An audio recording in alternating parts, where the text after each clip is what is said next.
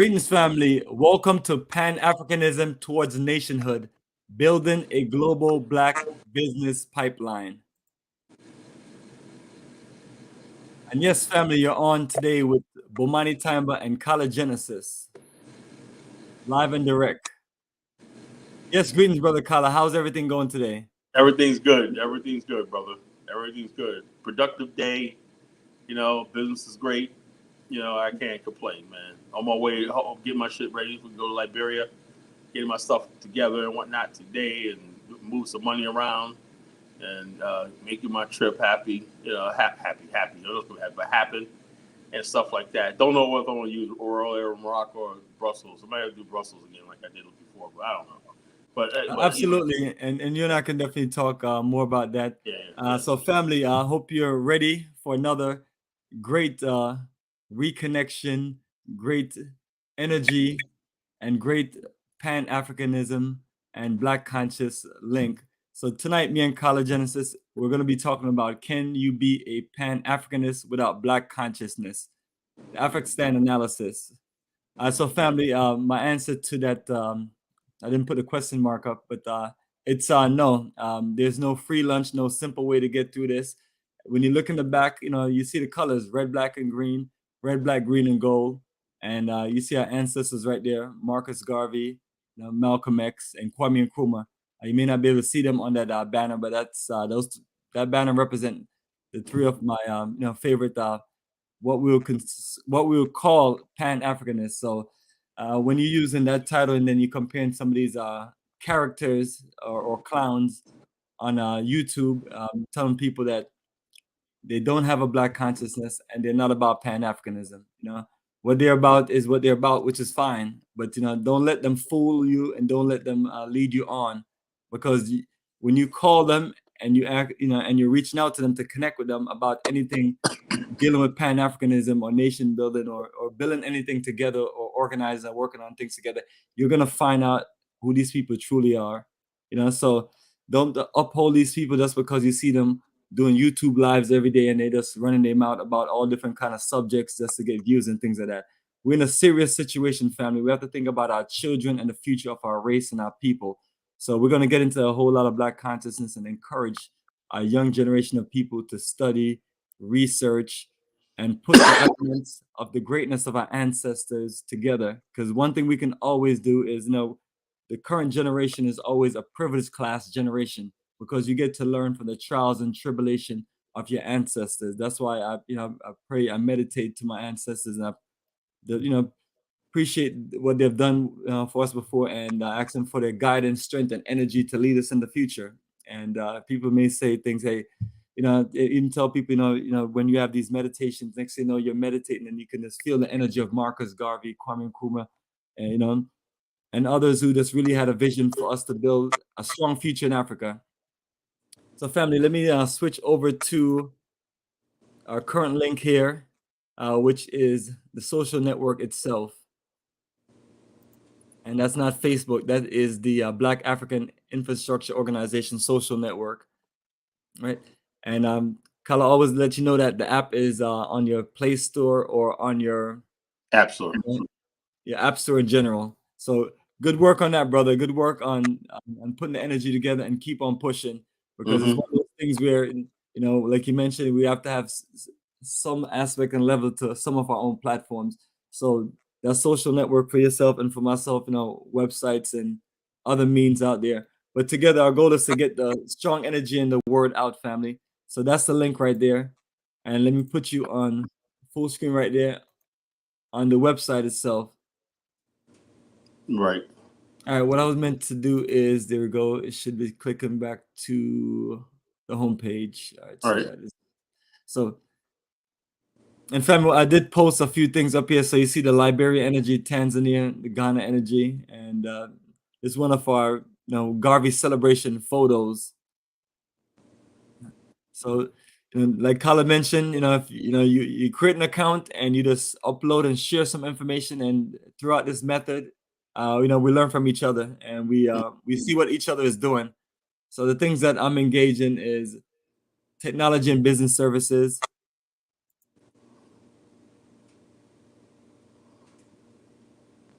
And that is the flyer right there. Mm-hmm. Along with the flyer family, this is my website I've had it for. I think this is the oldest website I've had. I want to say this goes back to 2000 and 2005 and maybe before that. As a matter of fact, yes, it was 2005, and it was 18 years since this time that I started this business, Bomani Technology Service Support and Consultation. And that is from this previously working on aircraft systems as a naval aircraft technician and a civilian aircraft technician here in Atlanta, Georgia. So, in the world of technology, you always want to grow. You don't ever want to just work on one machine. So this business became the evolution of just all the things technology I've worked in, because you work on an aircraft system, you learn a whole lot of troubleshooting because you got to get the job done. So this is something to where any of us can build this business. You're building an aircraft maintenance or technology business. That's a little more trickier. Requires hangars, requires a whole bunch of different things. But this is one of the business I felt like I could just get into, start, and be able to provide technology and business services and kind of build your energy. So I'm always just encouraging, especially our younger generation, to learn the skills. I've been to many different IT technology schools, and most of what I learned hands-on and from reading manuals, because when you're doing aircraft maintenance, you have to read and study manuals, and that's how you fix whatever issue you have. So the people who make these equipment and make these technology, they usually have information out there. So whether you want to study on your own or you want to go to school, this is a way you can build a career for yourself. And it doesn't have to be a business where it's an end all be all. It could be something to where you're working part time and you're doing your business over the weekend or certain things or certain times. So, but these are literally all of the things I do. And a brother here is, I'm specialized in technical troubleshooting and all the stuff that's been built here and put together from this business office to my son's room. That's what we do. Me and him, we get parts and we build computer systems. We put it together, and hang TVs and connect everything to whether it's your business system and then your home entertainment system or your home theater system. So now you have everything is all connected to where you can enjoy your home entertainment, but also you can do some work, and also you can make it to where you can set up as your presentation, and which is what this whole space is. When guests and people of interest come in to learn about, especially Africa tours and investment. And the next flyer I have for you is this wonderful energy of a whole list of different Africa tours. So, family, we're going to take you on that magical journey of a lifetime. And this is 7 countries, family. 7 countries. So we're going to be going to Senegal and Gambia. That's March 30th to April 9th. And that's coming up. And even though that journey is coming up, family, you can always join us by going to our website, africafortheafricans.org, and then reading the information. And once you're clear, you can reach out to me and we can get you locked in and get you set up. Let me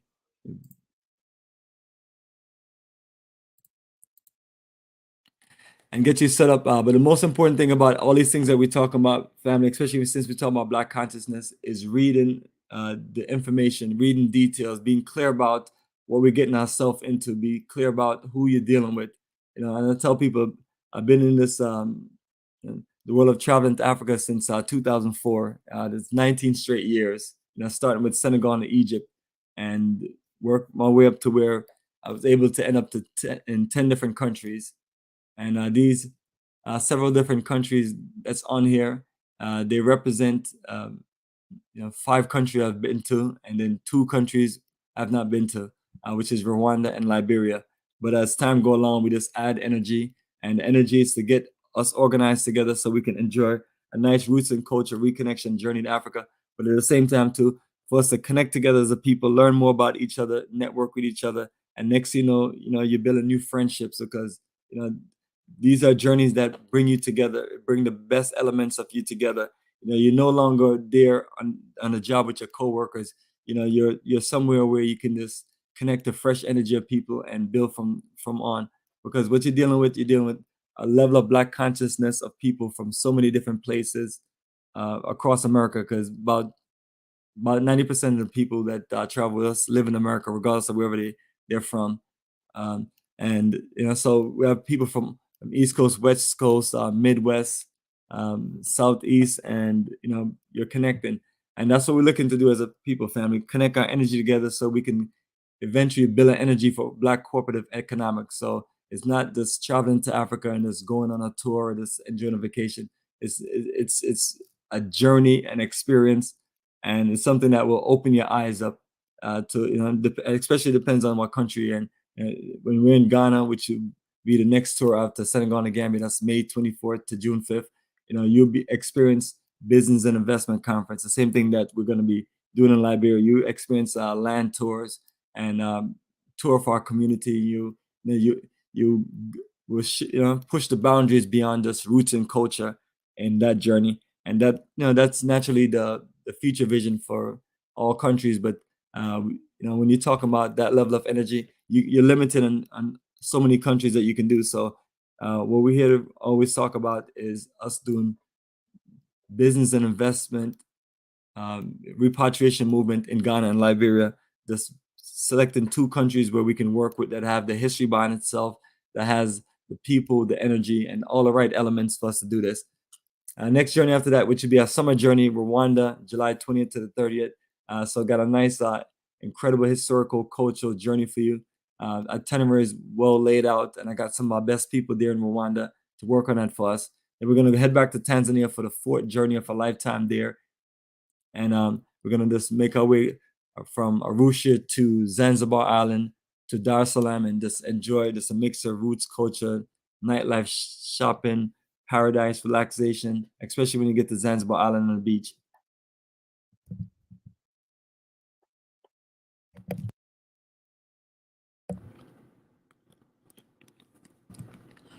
And then we're going to close out the year in South Africa. And this is an incredible South Africa journey that takes you to Johannesburg for 5 days and Cape Town for 4 days.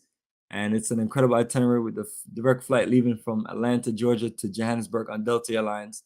The majority of these schedules, what we always do, we put you on the best airlines, put you on with brand new planes. We're not going to set you up like that, because when your bags has to be moved and when things happen, cancellations or rebooking, you want to deal with a system. This is not your, simple little journey. This is a well laid out journey where things have to be planned way ahead of time and be organized. And you have to have your backup plan, your contingency plan, things like that, the things that we talk in business, service, and support. And then that magical Liberia journey. And for Liberia, what I'm going to do is a switch to the Liberia flyer.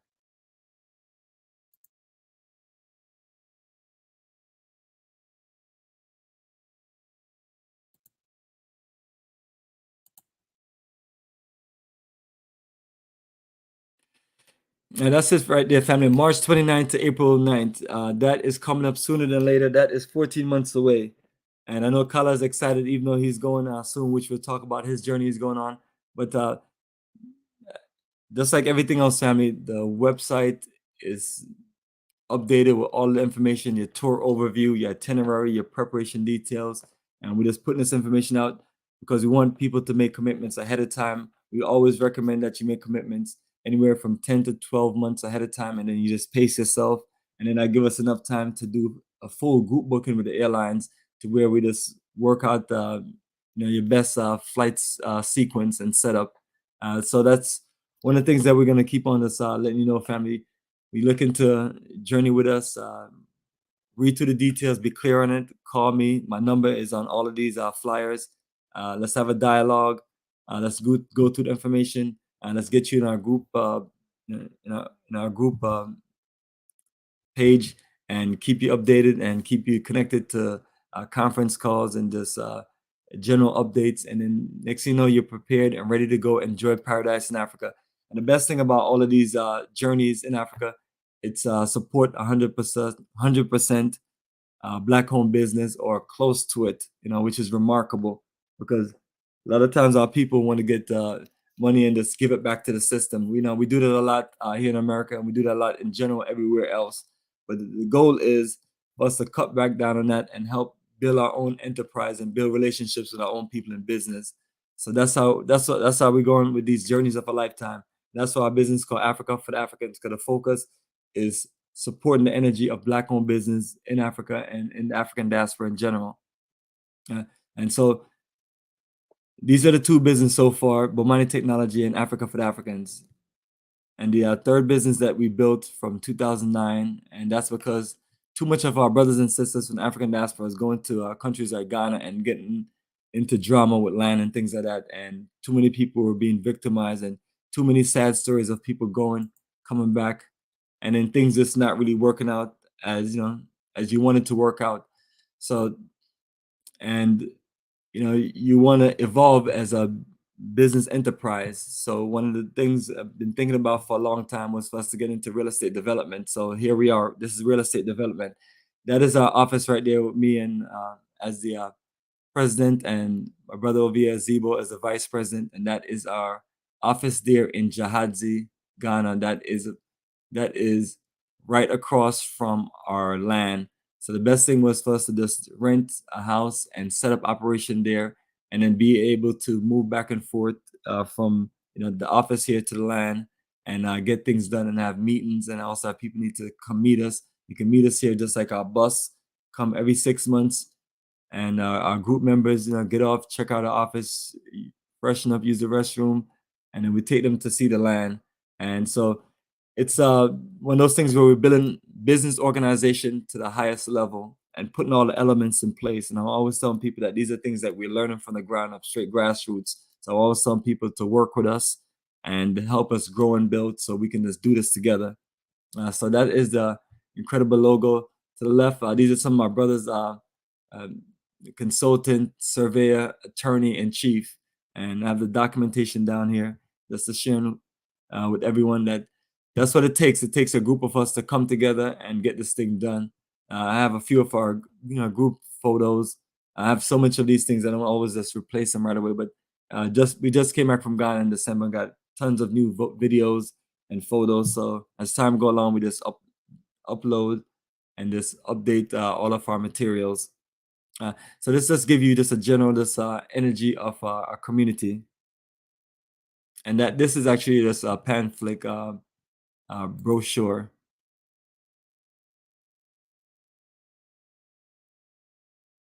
Let me find the other one.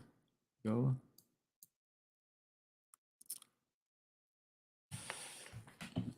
All right, so family, this is it right here. So we have our 15-acre site map. So this is exactly how the community look. This is my design, and this is my first design to design an actual subdivision or this housing complex, or community. So what you'll see to the right in the blue, it is a technology and business center. So when I showed Bomani Technology at the beginning, that's what that was about. That whole operation will be built in here, in this space right here. So it's training, technical support, maintenance, operation, dealing with this straight up this technology. And we go beyond the limits of this information system technology. And then general business service and support. We want to be able to just run our own affairs, our own call center, and our own training setup. So what I was talking about with you earlier, the business I first built, that is it right there. So the vision of here is to have all that set up there. So from Africa for the Africans, tourism investment, to all the business that we have in general, it'll be right there in that setup. And that is that the size of that whole plot right there is about a good 1.25 acres. So we have plenty of space to build. We just got to work on the elements of what we need, the design, the finance, and get that done. Our main entrance and security office. And then to the left is a full-fledged community center. So when you're talking about all the books we're about to show, when we talk about roots and culture, when we talk about social programs, when we talk about training program, education programs, that whole space right there. And then everything else that you see right there is 50 plots or 50 lots. That's close to 1/4 acre. And it's a nice, smooth drive through, as you can see with the roads right there. So that is my design right there. And currently there are about 5 to 6 homes going up, and few are completed. And we have more people looking to build once we get some more people, their paperwork, surveys to build. These are These are group surveys, 15 acres and 60 acres. And the individuals have their own paperwork similar to this for their piece of land. So that's how we do in a family, keeping it well organized.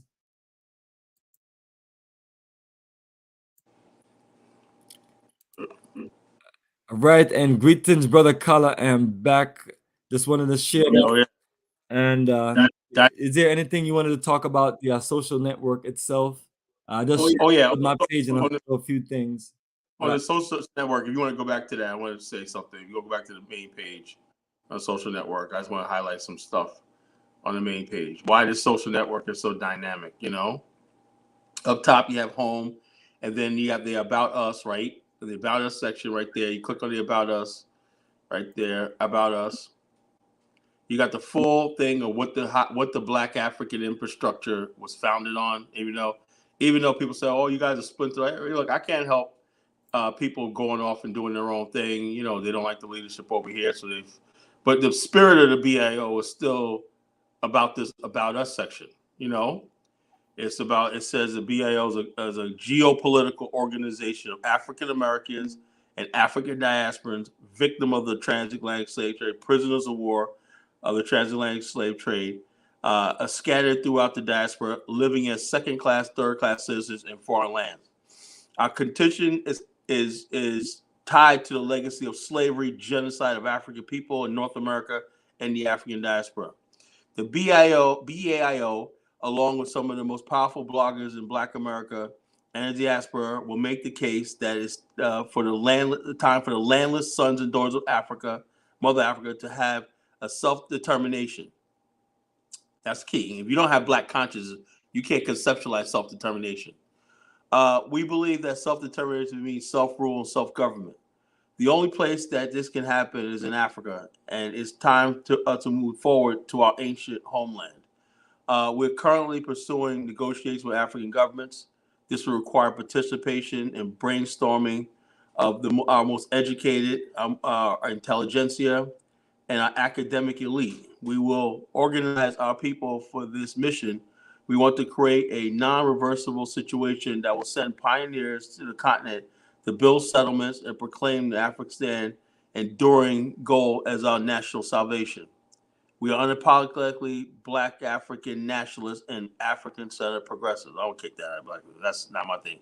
You know, that was our friend's term, African-centered progressives. I never changed it. Anyway, nationalists have a zero interest in overturning the system or being militant, subversive, and agitator in a sinking ship. In other words, if you look at American civilization, it's going down. You know, people are now arguing over turning boys into girls, girls into boys.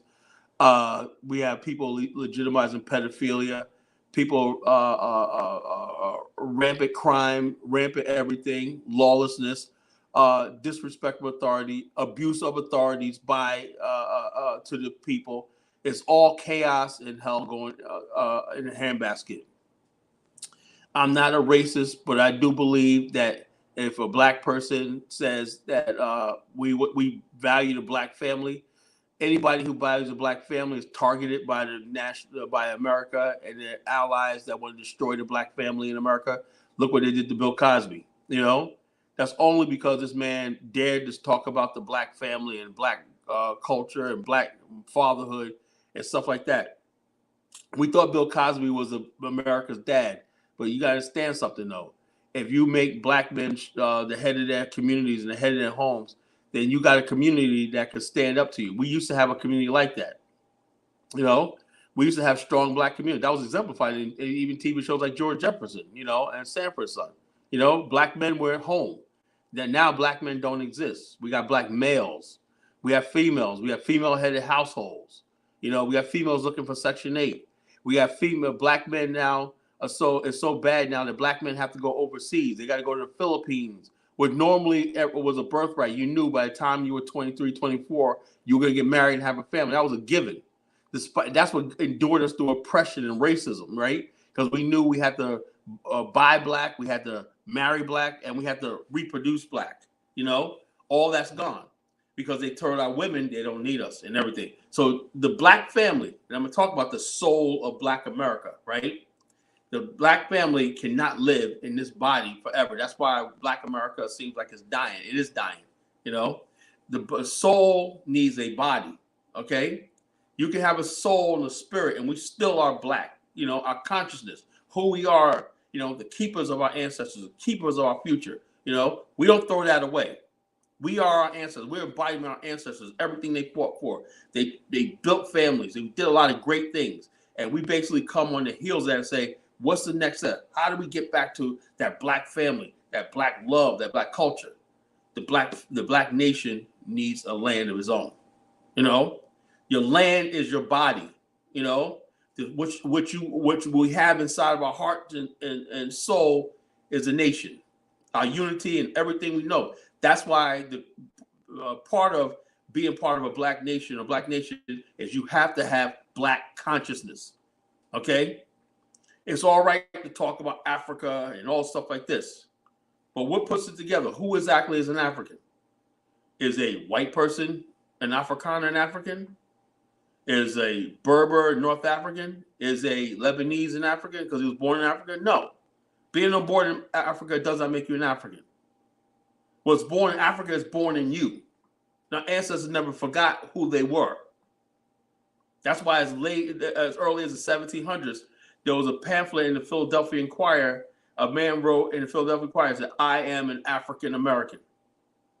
We always had the African Methodist Episcopal Church, the African Masonic Order, the African, because we basically knew that we were an African people in North America. We're not Native American. So all these people that don't have a black conscience, right? That's why they'll go out there and talk about their Native American, the Indians, and all stuff like this. Or we were already here, disrespecting the Mafia, the Holocaust, the African Holocaust. You know, without a black conscience, right? You cannot be in the black power, black nationalist, the Pan-African movement. That's the core of the thing. It creates a natural love and want to defend your people. That's what makes you a keeper.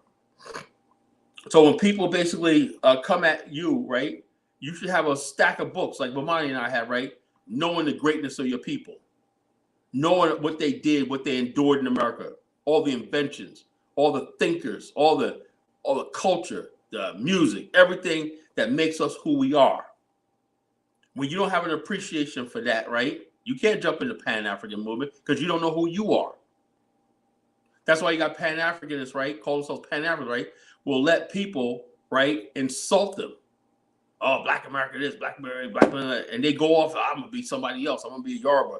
I'm gonna be a Wolof and all those other people. These people are them. You are you. You have a black conscience. You know what it means to be black, a Black American, African American, and everything because what your ancestors endured. You never divorce yourself from you cut yourself off from your roots and deny yourself because your ancestors will curse you. We are our ancestors. I know that's painful. People say they live in a country where America is so great and everything like that. But America did us wrong. America condemned us to slavery. America told me to hate my sister. America taught me to hate my skin. America told me I should be proud of my hair. America taught me I should be ashamed of my African roots. But yet you wanted to forgive America all the time. You want to be American. This is what we're talking about tonight, folks. And I got some smoke for the ADOS FBA people. Everybody's going to get it tonight, folks. Go ahead, brother. Everybody. Give it to them.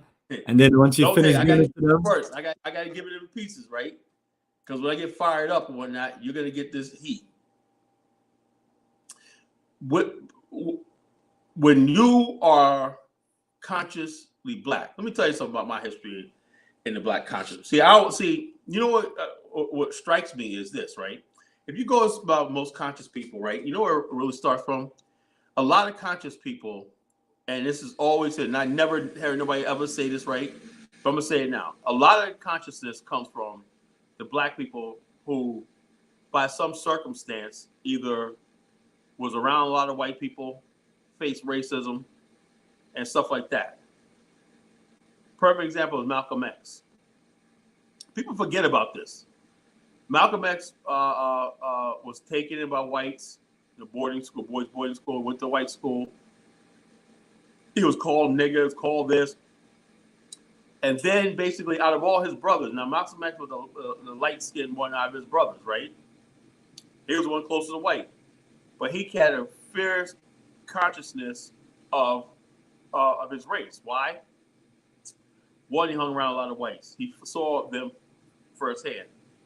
He went around, ran around with white women and white girls and crime and all stuff like that. So when you're in the depths of deprivation, right, your soul and your mind opens up. Now, people who, I know a lot of people that I know, they lived in the black community, right? And they never really had no really socialization. They never faced racism, never called nigger. They never had that experience, you know, or being chased or beaten or discriminated against. This is why when you watch a lot of these TikTok videos, you ever notice that people are like, I can't believe this Karen, they're taking pictures. Dude, they'll say, I'll be like, where you at? I'm in friggin' such and such bubblefuck at white area. I just bought a house and they put a nigger on the side of my, what the fuck, are you crazy? See, when you have a black conscience, right, the first thing you know when you move a place is, are there enough black people there? People who are black conscious, you know what we say to each other, right?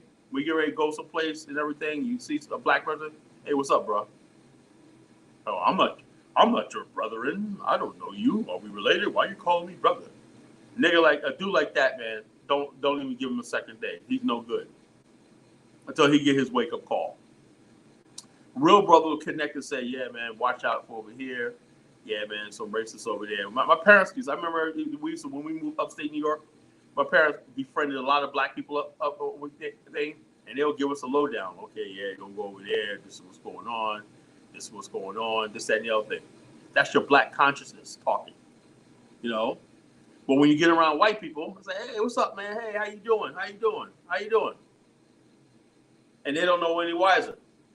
But when as soon as the white person leaves the room, we start talking about, because we didn't want to offend this guy, or let him know how we do. That's black consciousness. W. Du Bois said we have a dual personality. You know, one that we use when we survive into the white world, and the one that basically we know for ourselves. A lot of people have no source of black consciousness. In other words, basically, we see ourselves through the prisms of white people. I know this firsthand. When I was a kid, a lot of my white friends would ask me, yeah, you come from the city and everything. Oh, man, it must be bad down there. All the images I see, they're thinking Starsky and Hutch. They're thinking there's a Huggy Bear walking around with the pimp. And I said, no. And so we would bring some of our white friends to the city with us, right? Take them to church with us. Take them around black communities, you know, people out there playing double dutch and stuff like that. Take them around black people, you know, who are going out doing ordinary things. And they're like, wow, man, this is better than our neighborhood. You guys' communities are better than ours. Well-organized community. And I'm always proud of that. I'm proud of when I see black communities, families, and stuff like that doing things to this day. When I see a black family and they're going to do something, they're going to play tennis, or the father going out with his sons are playing football and stuff like that. I say, that's who we are. So when you have a black conscience, you know who we are. That's who we are. When you see black dysfunction, everything like that, yeah, they're black, we're not. But that's not who we are. You recognize that you give your people the benefit of the doubt. You know, that's not us. You know, that person's not us. And so we've always been conflicted in our culture. We have people in our community that try to make it seem like the criminals and everybody, that's what we focus on, you know? Yeah, Starsky and Hutch. You remember Huggy Bear and whatnot, you know, every time, yo, this is what I'm saying. My white partner, he always dropped dime on him with something like that, you know? And so most white people, not knowing our community, that's what they think it is. They're going to see Huggy Bears and the prostitutes all over the place and everything, you know? They don't know. You can have. I remember I was watching this the TV show, The Real World, and they had that one guy that was a real asshole. He was kind of racist, but he was stupid. But he liked that one light skinned girl, Coral. You know, you remember that year? I think it was like 2001. I think it was, whatever. Anyway, the one part where he lived in Cleveland, right? And a white section of Cleveland, right? And she grew up in I think the black section of Cleveland. He said, "Well, the blacks over there." I said, she goes, ask him, "Have you ever been to the black section?" No. How do you know about the black community over there? Wow, what I see on the news. So you could have people living in the same city, right? And the white community, their perception, because of the media, they've always done this. Their perception through the media is the black community is dysfunctional and everything like that. But she showed the statistics, right? Because back in like the 1920s, they did a competency thing, the military, right? And a competency thing, right? They found that the black people, the black soldiers from Cleveland, right, score way higher than any of the Southern whites on aptitude tests and everything. So you have black people that were building a middle class and doing all things, educating themselves, stuff like that, right? But that's the black America we know, right? Even though we had problems, everything, we had poverty and stuff like that, of course. But to the white community, right, and to the Negroes, the race traders and everything like that, the black community is completely dysfunctional. That's why they have to move off to the white community. That's why they hate their community. That's why they go and start spreading lies about their own community. Because they don't have a black conscience. If you have a black conscience, you take the time to learn what's in your community, what's going wrong. And I'm guilty of it too. I have to check myself. Like me, I have a completely negative image of the city of Memphis. You know, I've said it before, you know. I said I wouldn't even go there on Sundays, you know. But I am sure, giving my people the benefit of the doubt, that if I went to Memphis, right, I'm going to meet beautiful black people with families and doing everything. You know, I'm guilty of it. You know, I'm guilty of it too. I'm only human. But I'm smart enough and love my people enough to check myself. Everybody, black person, go through self-doubt and self-hate issues. You cannot be that because this is the system we live in. But when you got people who have completely written their own race off in America, don't look at all the every day there's black people doing amazing things, open up businesses, doing main things like that. I showcase on my Facebook page. You know, I'm gonna start doing it on my name site too. I'm gonna create a name group, a group on the BAIO website called Blacks Winning, and we're gonna keep posting all the stuff that's black people that are doing leaps and bounds. Say this is who we are. We're gonna create that winning energy like we had before. That winning energy that we had Ebony magazine. That winning image that we had Jet magazine. The winning image we had Black Enterprise magazine. That winning Black America image, that resilience that we used to have and everything. Because right now everybody's trying to build movements on black mediocrity and black losing and stuff like that because they don't have a black conscience. They're coming to our community as psychologists and stuff like this, and they basically don't even know. They think the whole entire black community is pathological.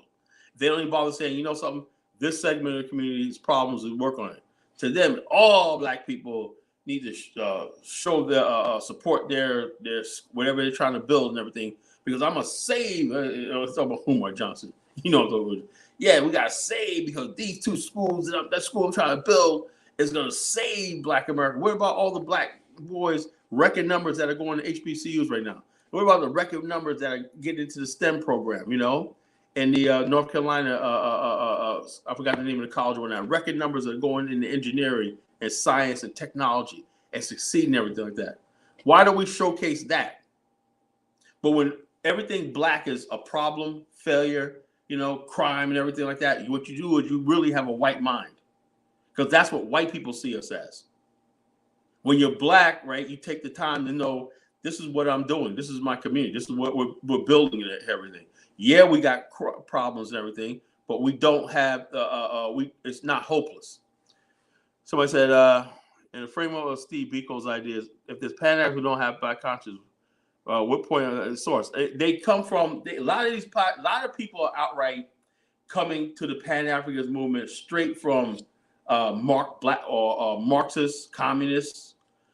Basically, they try to ignore black progress to produce a Marxist agenda. A lot of black Marxists are dangerous because they'll say, this guy Gassimo said, "Oh, this guy wrote that the myth of black." Well, and Nelson, I said I know the guy. He's with that dude Glenn Ford, who's a Marxist-Leninist, right? To them, right, these guys are not even really black. They're all mixed race. They hang around white people, white Marxists, and everything, and so therefore they want to overturn the white man's capitalist system in America, right? And do justice, distribute the wealth, and everything like that. You know, the terror that happened under Lenin and Stalin. You know, and let me tell you about what's dangerous about that, right? When you even not so much, but even with Mao's revolution, how you advance under the Marxist system is your loyalty to the Communist Party.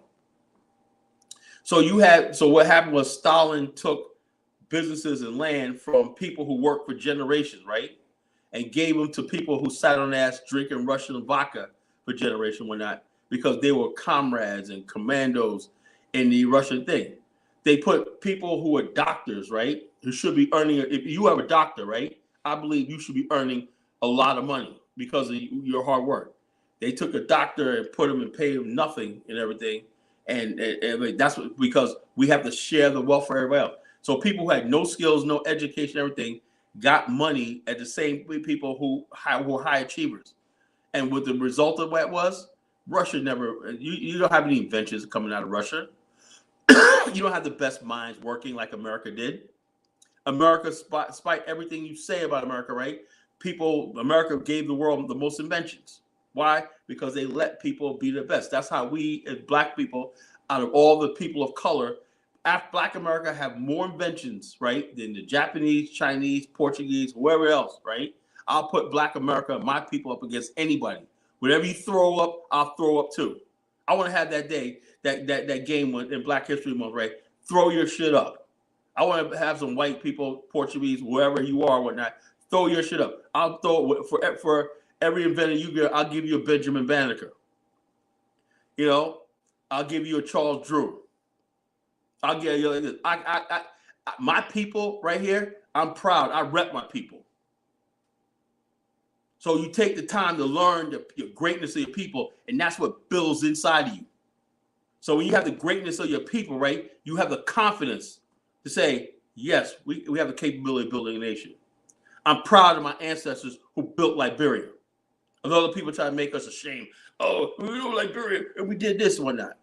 White people have done really atrocities in the world. And white people have done atrocities in the friggin' South Africa. Do they apologize and leave? No. Black people didn't do nothing wrong in Liberia. But we're so weak because we don't have a black conscience. Instead of saying Liberia was a black country, we was a country with a black foundation. We gave the black man a chance. So we stand on that. So the fake Pan-Africanists, oh, no, Liberia and everything. But they'll never say a word about the white people. You know, I have this argument right now with this dude that I blocked him on Facebook and blocked him everything like that. The dude's Congolese. He's a Congo dude in the friggin' lives in Ohio. This dude for the last 4 years been trolling me, talking about we have to wipe out the Tutsis. We have to do Paul Kagame. Then he told me the other day, I put a curse on Paul Kagame. He said the Tutsis must be right. I said, so he's not worrying about all the white people that's robbing the Congo, right? All he hates is Paul Kagame because he doesn't have a black consciousness. He don't see Paul Kagame as a black man, and his struggle is your struggle. So a lot of people be coming here telling me about Pan-Africanism, and they don't have a black consciousness. You're not a black man. You are first and foremost a black man. You know, you're a black African. You put that black in front of everything.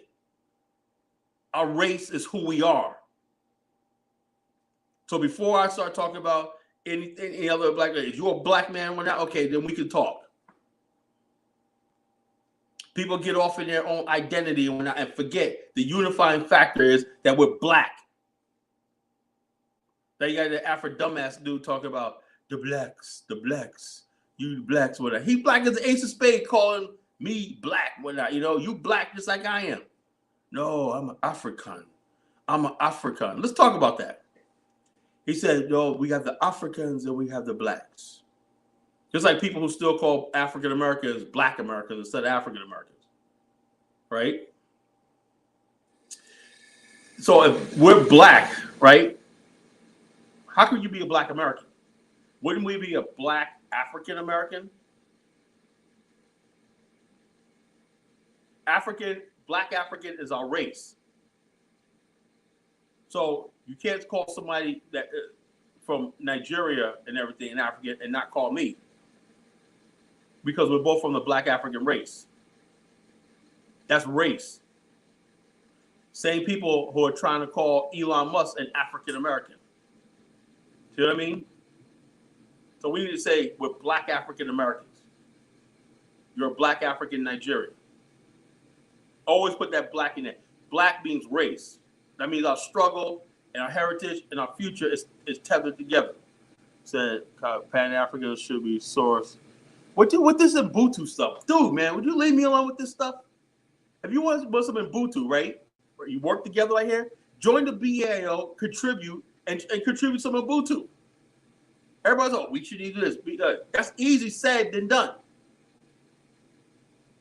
And people ain't gonna contribute, people ain't gonna work and do some responsibility. Don't talk about Ubuntu. It's a pipe dream. We gotta get into the spirit of Ubuntu. A business spirit where you got which like that. Also, what I don't like about the so-called Ubuntu spirit is this. I'll tell you. You have a lot of people who join movements, right? Who create movements, right? I know people out there now. When Bomani and I really blow the BAO and Africa up right here, and we have like millions of dollars come in, as soon as these Ubuntu people want to come in, instead of getting in on the ground floor and contributing, working, improving themselves, and going through an initiation, Ubuntu don't have an initiation. They just want to come in and suddenly everybody's on the same level. Suddenly everybody, whether they contribute nothing, oh, we all have a say. No, it don't work like that in the real world. If you believe that works, it's the reason why Africa is not developed right it is right now. There has to be structure and hierarchy in anything. There's actually people who follow orders and people who give orders. That's why I don't really. If Ubuntu means the people who work, you get out there and work, that's fine. But in the spirit of Ubuntu, man, we gotta all sit down and we're all on the same level. If somebody is the person that have all the knowledge and everything, like Socrates once said, he says, if you're on a ship, right, one way is gonna lead us to the rocks and die, and the other way is gonna lead us in. You can't take a vote on that. You have to have the sailor who have the knowledge to make the decision. If you take a vote, you're gonna die because the people say, no, let's go this way, let's go this way. And the people that have the knowledge say, no, this is what it is. But we've been outvoted. Because outvoted, we have to die. That's why in a real democracy, everything, you elect people to make decisions for you because they have the qualifications and the knowledge and know-how to make decisions for you. Just like this movement here. Bomani and I know what we're talking about, right? So people come in, right? You contribute all you want. Build your thing like that. But it's always got to be people at the top. That's why I don't agree with the whole Ubuntu thing. And perfect example is, I don't see any of the Ubuntu people coming here and saying, Bomani, can I make some calls for you? Kala, what do you need me to do with the BAO? Ain't no Ubuntu, you know? Where's the people willing to sacrifice their time and labor? It doesn't exist. So like I said, I've been around a long time. I've seen conscious black movements come and go. And I'm wired to see foolishness, misguided stuff when I see it. Am I preaching tonight, Bomani? You like what you're hearing? Yes, brother. Keep rocking on. So this is what we're talking about, you know. And if you got another one for you. He said, Kala ADL said, Civilly will push the U.S. government to expand black immigration. You know, look, let me tell you something, right? I credit the civil rights movement, and we were the catalyst of that, right? But let me tell you something. The ADOS people, the same people who hate Marcus Garvey, Martin Luther King, Malcolm X, and everything like that, never went to any conscious rally in their life, right? only want to use the civil rights movement to hang over the black immigrants' heads, say, "Nah, look what we did, whatnot," you know. And you know for yourself, these people don't care about no damn civil rights. They don't care about no anything like that. The civil rights movement. Listen to this and listen carefully. Integration. Jackie Robinson, even Jackie Robinson said later, was going to happen whether black people wanted it or not.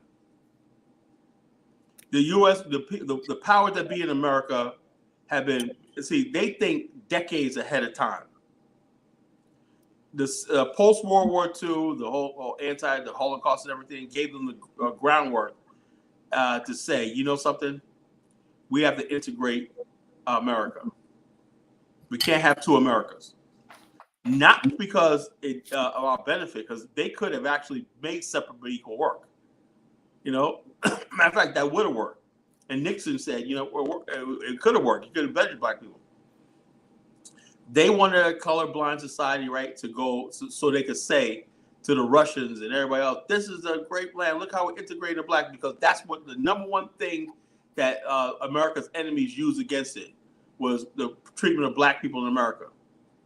They would go to the Philippines and mostly the communists. Communists was a big thorn in the side of white America. They were.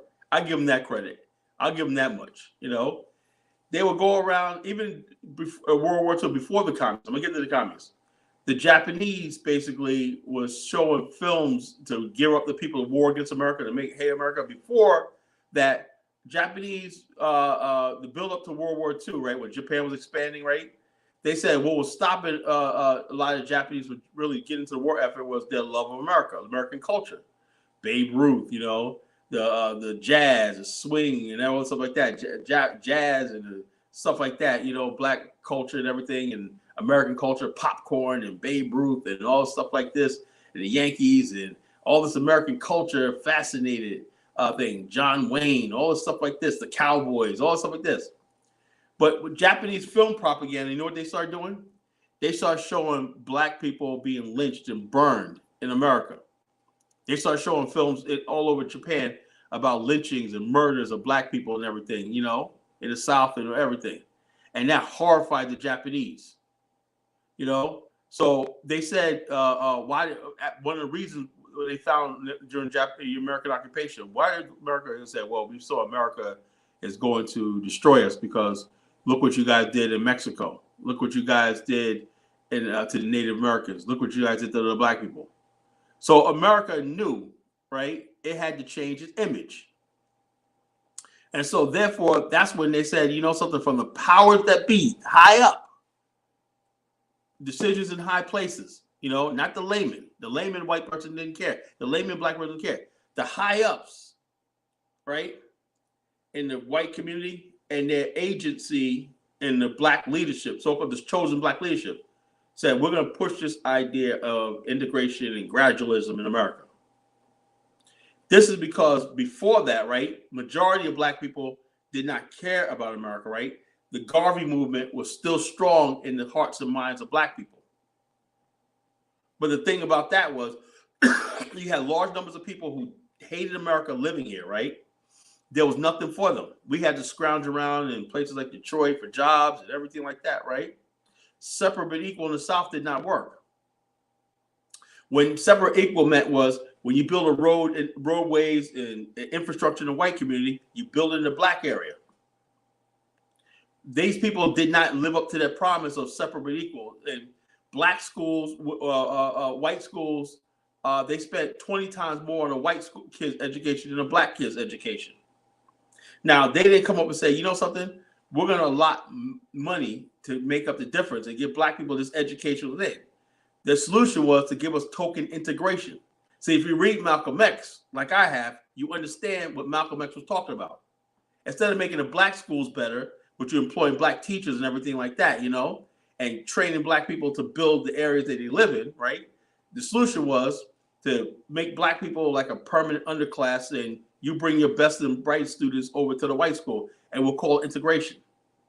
Nothing in America was about, so basically when you talk about civil rights integration, right, that's nearly nothing to brag about because we lost during the civil rights movement.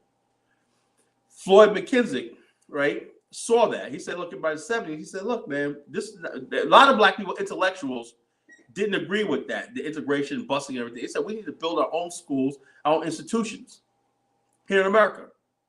But America is not going to let you be in America and build your institution. They didn't even like Ebony Magazine. You know, John Johnson, Ebony Magazine, went to 40 lenders. They said no. And then the last time, I think it was a Jewish bank, loaned them. I don't know what kind of deal they worked out. But we had Ebony Magazine. They don't want to build let's build black institutions. And then when we build them, right, they try to figure out a way how to undermine them. That's what we have right now, even in the record industry, right? We have no black distribution because we have no black conscience. And we don't have a black conscience, right? That's why rappers and everybody instead of getting together and saying, look, let's make good music and everything, let's distribute it and make money and stuff like that, right? They're on friggin' internet dissing each other, going back and forth. 50's going back and forth with this. Jay-Z, this, that, he's talking about this. There's no coming together because they don't have a black conscience. When you have a black conscience, you can't talk about black. You cannot talk about black business, right, and don't have a black consciousness. And your conscience comes out, right, on your ways and how you deliver to the public, particularly in front of white people. Instead of saying, you know, something, if somebody has a beef with somebody and everything like that, you know, let's get together, let's figure it out, man. Let's go out to the public. But we basically feed on division. And now the same division is in the so-called black Pan-African movement and everything, where everybody just got their own little clickbait channel and everything like that, and they're just doing their own thing and stuff like this. Nobody wants to come together and forge and build something. Everybody's out there doing their own thing, just getting their own little money and everything like that, you know. They don't want to help each other out. They don't want to promote each other and stuff like this, you know, because they don't have a black consciousness. I go on people's shows for years, never ask for a dime, because I'm trying to help people build their channel and put my knowledge out there. So, Kala, why do you do it? Because I have a black conscience.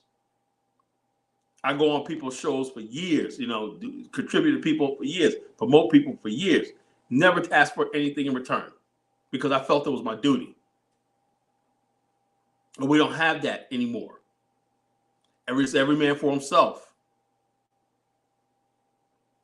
So Bomani and I, the brothers who have a black conscience, right? We're more than happy to help people out. And people need to recognize, right, when people are real. When people are real, they do real things. But again, about the civil rights movement with ADOS, FBA, that's just basically trying to cause more division. Like, people don't realize that there was a lot of people from the Caribbean. People don't understand. There was a few generations of people from the Caribbean that's participated in civil rights. Harry Belafonte, Sidney Poitier, where they're from? They're from the islands. You know, Stokely Carmichael, Kwame Ture, he's from the island. He's from Trinidad. Roy Ennis and all these other people, they're from Panama and all these people like that. So this idea that black, it was Stromberg, a Puerto Rican, Afro-Puerto Rican, who built the Black Conscious Institute in Harlem. He was from Puerto Rico. A lot of stuff that the Black Conscious movement, right, came from people from the islands and people from Africa who recognized that they were black and they had a black conscience. So when they came to America, they say, these are my people. Maurice Bishop from Grenada, he had strong ties with Black America. Rodney Daniels, right? He's from Guyana. You know, all these people that participated in the Black Liberation Movement, a lot of them came from the islands of the Caribbean. Why? Because they came into Black institutions and everything like that. And I'm proud of the fact that we have this unity in America, because when you come to America, right, you realize who your people are. Black America are your people. People from the islands always realize that. That's what I grew up with. One of my father's good friends, he was much older than my father, this guy named Jules, right? He was a Haitian guy, but he was really educated and he's a real good businessman. He was one of the runner-ups for the head of the NAACP in our community, right?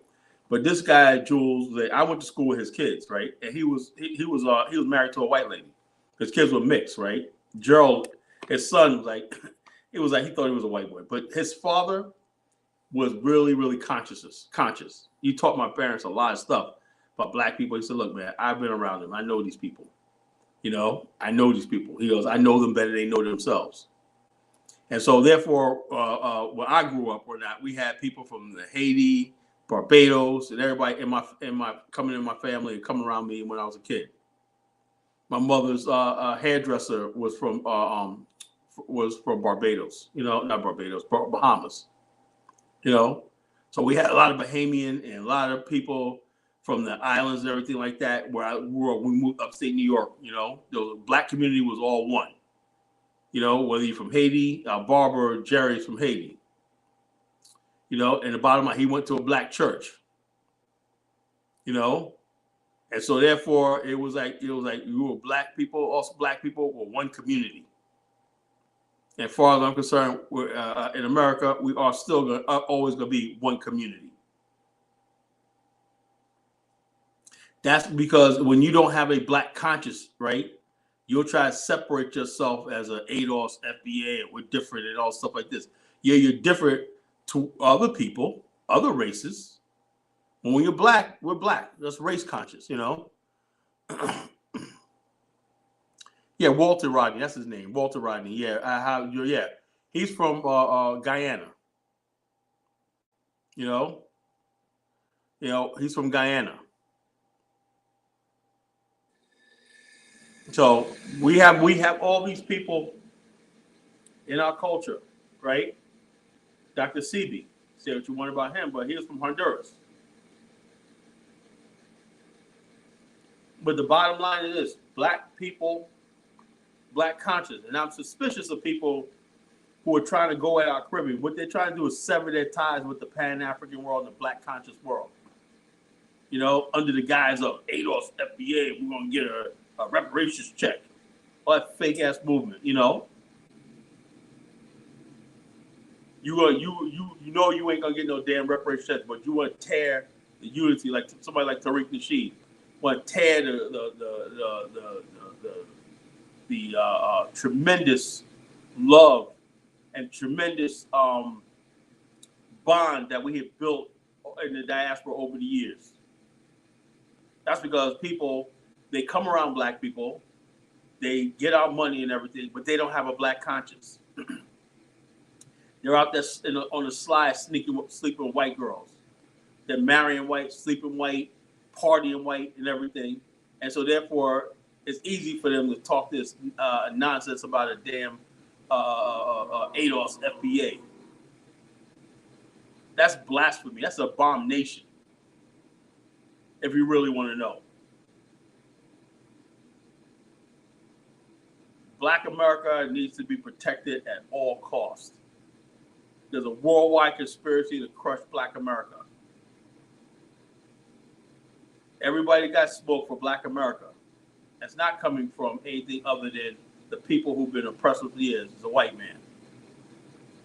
If you don't believe the white man, whatever you believe about him, if you don't believe that he's not in our best interests, I'm not going to say certain words, right? If you don't believe he's not, I really feel sorry for you. If you don't believe that, that's why it's so easy for black people to throw other black people under the bus, throw their own community under the bus. Because you don't believe you got an enemy that's trying to crush you, same way his ancestors did. He's trying to crush your spirit. And what I don't hear from a lot of Pan-Africanists is the black consciousness, we're black and we got a white racist enemy. We got more smoke for the misguided Pookies and Ray Rays than we do against the white man. There's something wrong with this picture.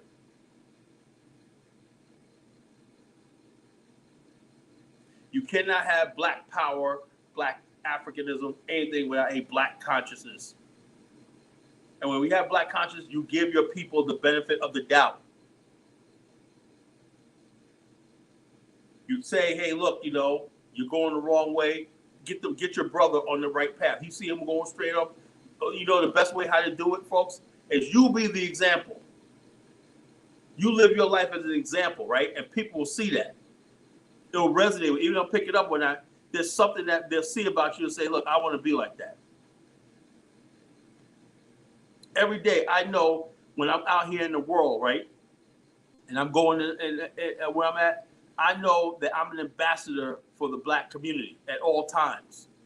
How I act, how I dress, and just say, are you free? Look, I wouldn't trade this for anything, and I'm proud of it.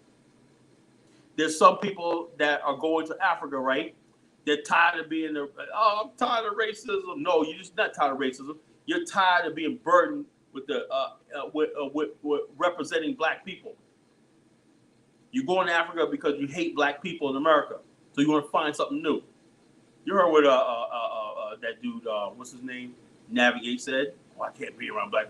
A lot of times people are using Africa as a refuge for their hate because they can't deal with this thing. You got to stand up to white people, right? And look them in the eye and say, you can go to hell.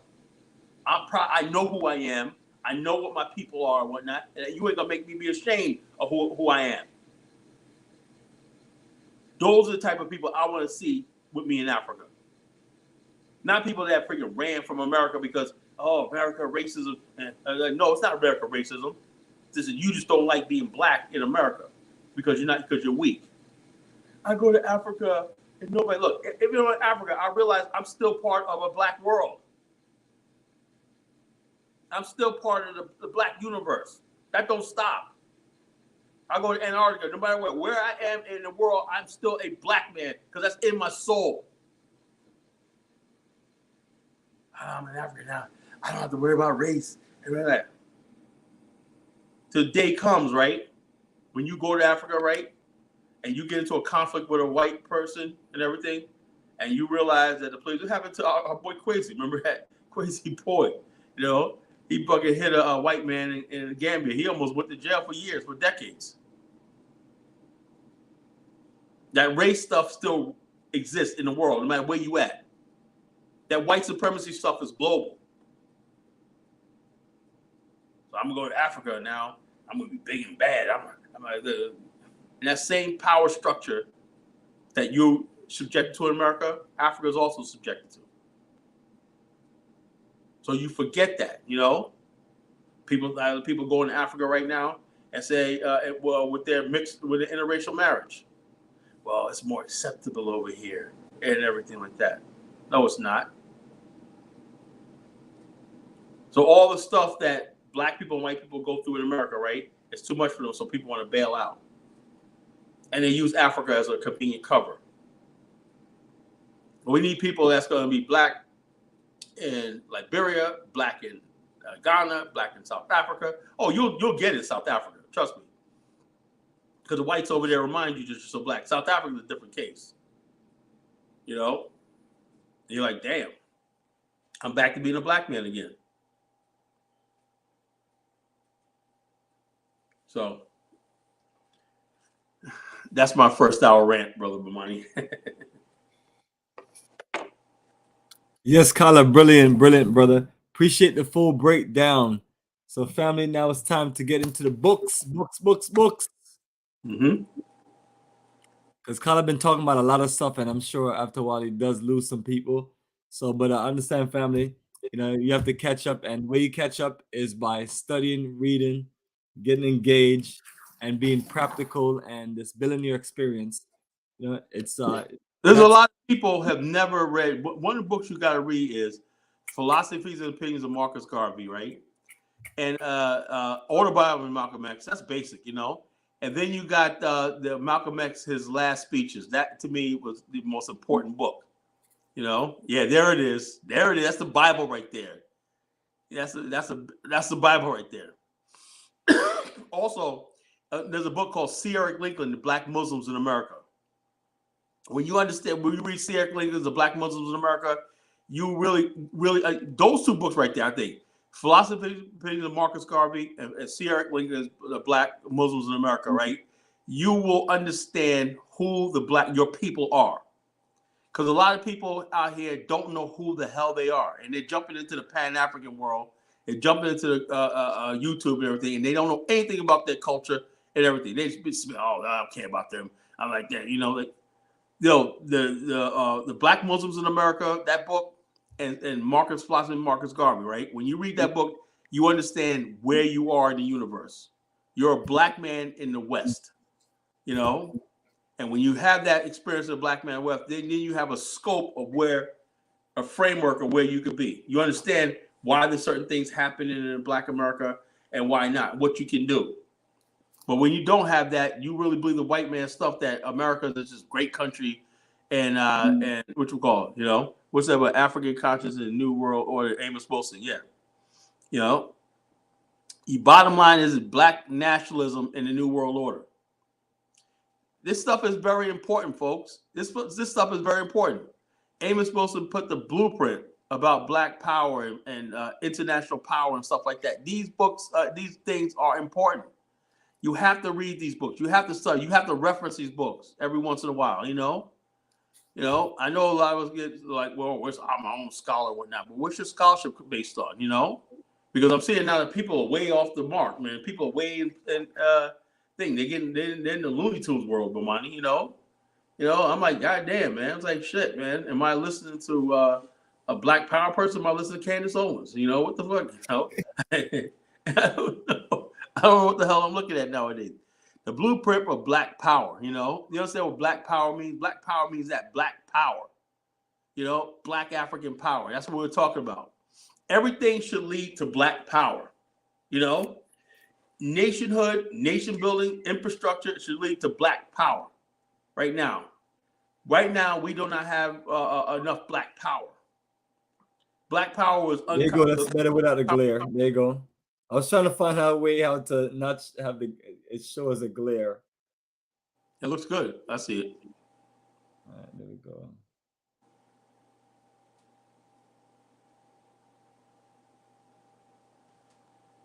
All right, family, and we're gonna go back through these again because we had a little glare on the screen. There we go. So you can really read this one right here.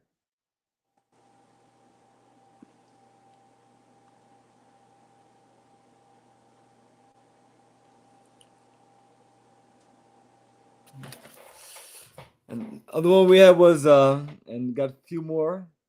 And Kala is a great. There you go. Yeah, that right there. That book right there. Have no glare. No, it's good. You can see it. Yeah, I can see it. Check this out. That book right there. When you read that book, there's one chapter there. Marcus Garvey said the black men in America in the West were crying out for justice 100 years. 100 years later, he's no more heard now than he was when he first was put. I was like, and the words were like walking. Like one night I got off from work, right, and I opened up Philosophies and Pictures of Marcus Garvey, right.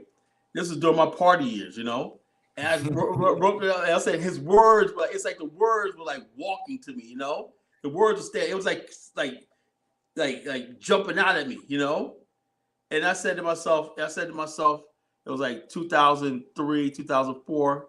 I said, something, I have to become what my destiny is, And then 2006, right? I didn't know how I was going to do it, right? I said, how am I going to go around the country and spread the Kala Nation and Kala Genesis? How gotta be the Kala Genesis, right? And then guess what? I've discovered social media. I discovered social media. I say, wow, I'm reaching people. People listen to me. I start making these podcasts and stuff, And people are like, hate me. How dare you, man? Motherfuckers like, you some Black Panther, one that Black supremacist? I said, no, motherfuckers are coming at me left and right, man. I said, I'm only doing what this is what I was trained to do. And getting on social media, bro, it was like, it was like, whoa, man. I was like, I've been addicted ever since, writing blogs, right? I wrote thousands of blogs, I published my own book, my own novel. I have a lot of books written, right? But this is the only one I have published. Journey to the Promised Land, It's about the Exodus of 1878. This movement right here, the Exodus of 78, fictionalized my book, is what led to the Garvey movement in the 20th century. You got to work it to where it's not a glare, and then you have in your name. Okay, can you see it? All right, perfect. There you go. Hold. There you go. Journey to the Promised Land on Amazon. Get it. Dwayne Mala, And so therefore, I started getting back to my books around 2006, right? I had, as a matter of fact, even within my party days, I was still reading, But I didn't know where I was going to go with this, And then when I got on social media, I was like, wow, I found out there was a lot of people who thought like I did, And then I started, even during the 90s, that's what conscious years, the 90s, right? I used to go to this place called the House of Consciousness, right? It was a self-improvement center, right? It's now the House of Consciousness in Norfolk, right? And Brother George was like his older brother, right? And Sister Sarah, right? You probably met her before. She went to Ghana. She was in the Ghana election. Sarah, Sister Sarah, she's an older lady. She went to Ghana. She was there with the elections before I do and whatnot. She was big in Ghana. You probably met. She was friends with that lady that had the. I don't recall meeting that person, but you never know. You probably did, man. Because like I said, you were going there around the same time. You were going there around the same time. She was like all involved in the election in Ghana and stuff like that, And then I used to go up there every day to the self-improvement center, right? We used to have meetings and stuff like that in the back on certain nights. And I go up there, get my instance, I get my final call paper. I go up there and get my books and everything like that. And Brother George always had a new book for me to read and stuff like that, Books by Dr. Barashango. Remember him? Yeah, absolutely. Yeah, Barashango. He was like wasn't he a mentor to the Irritated Genie?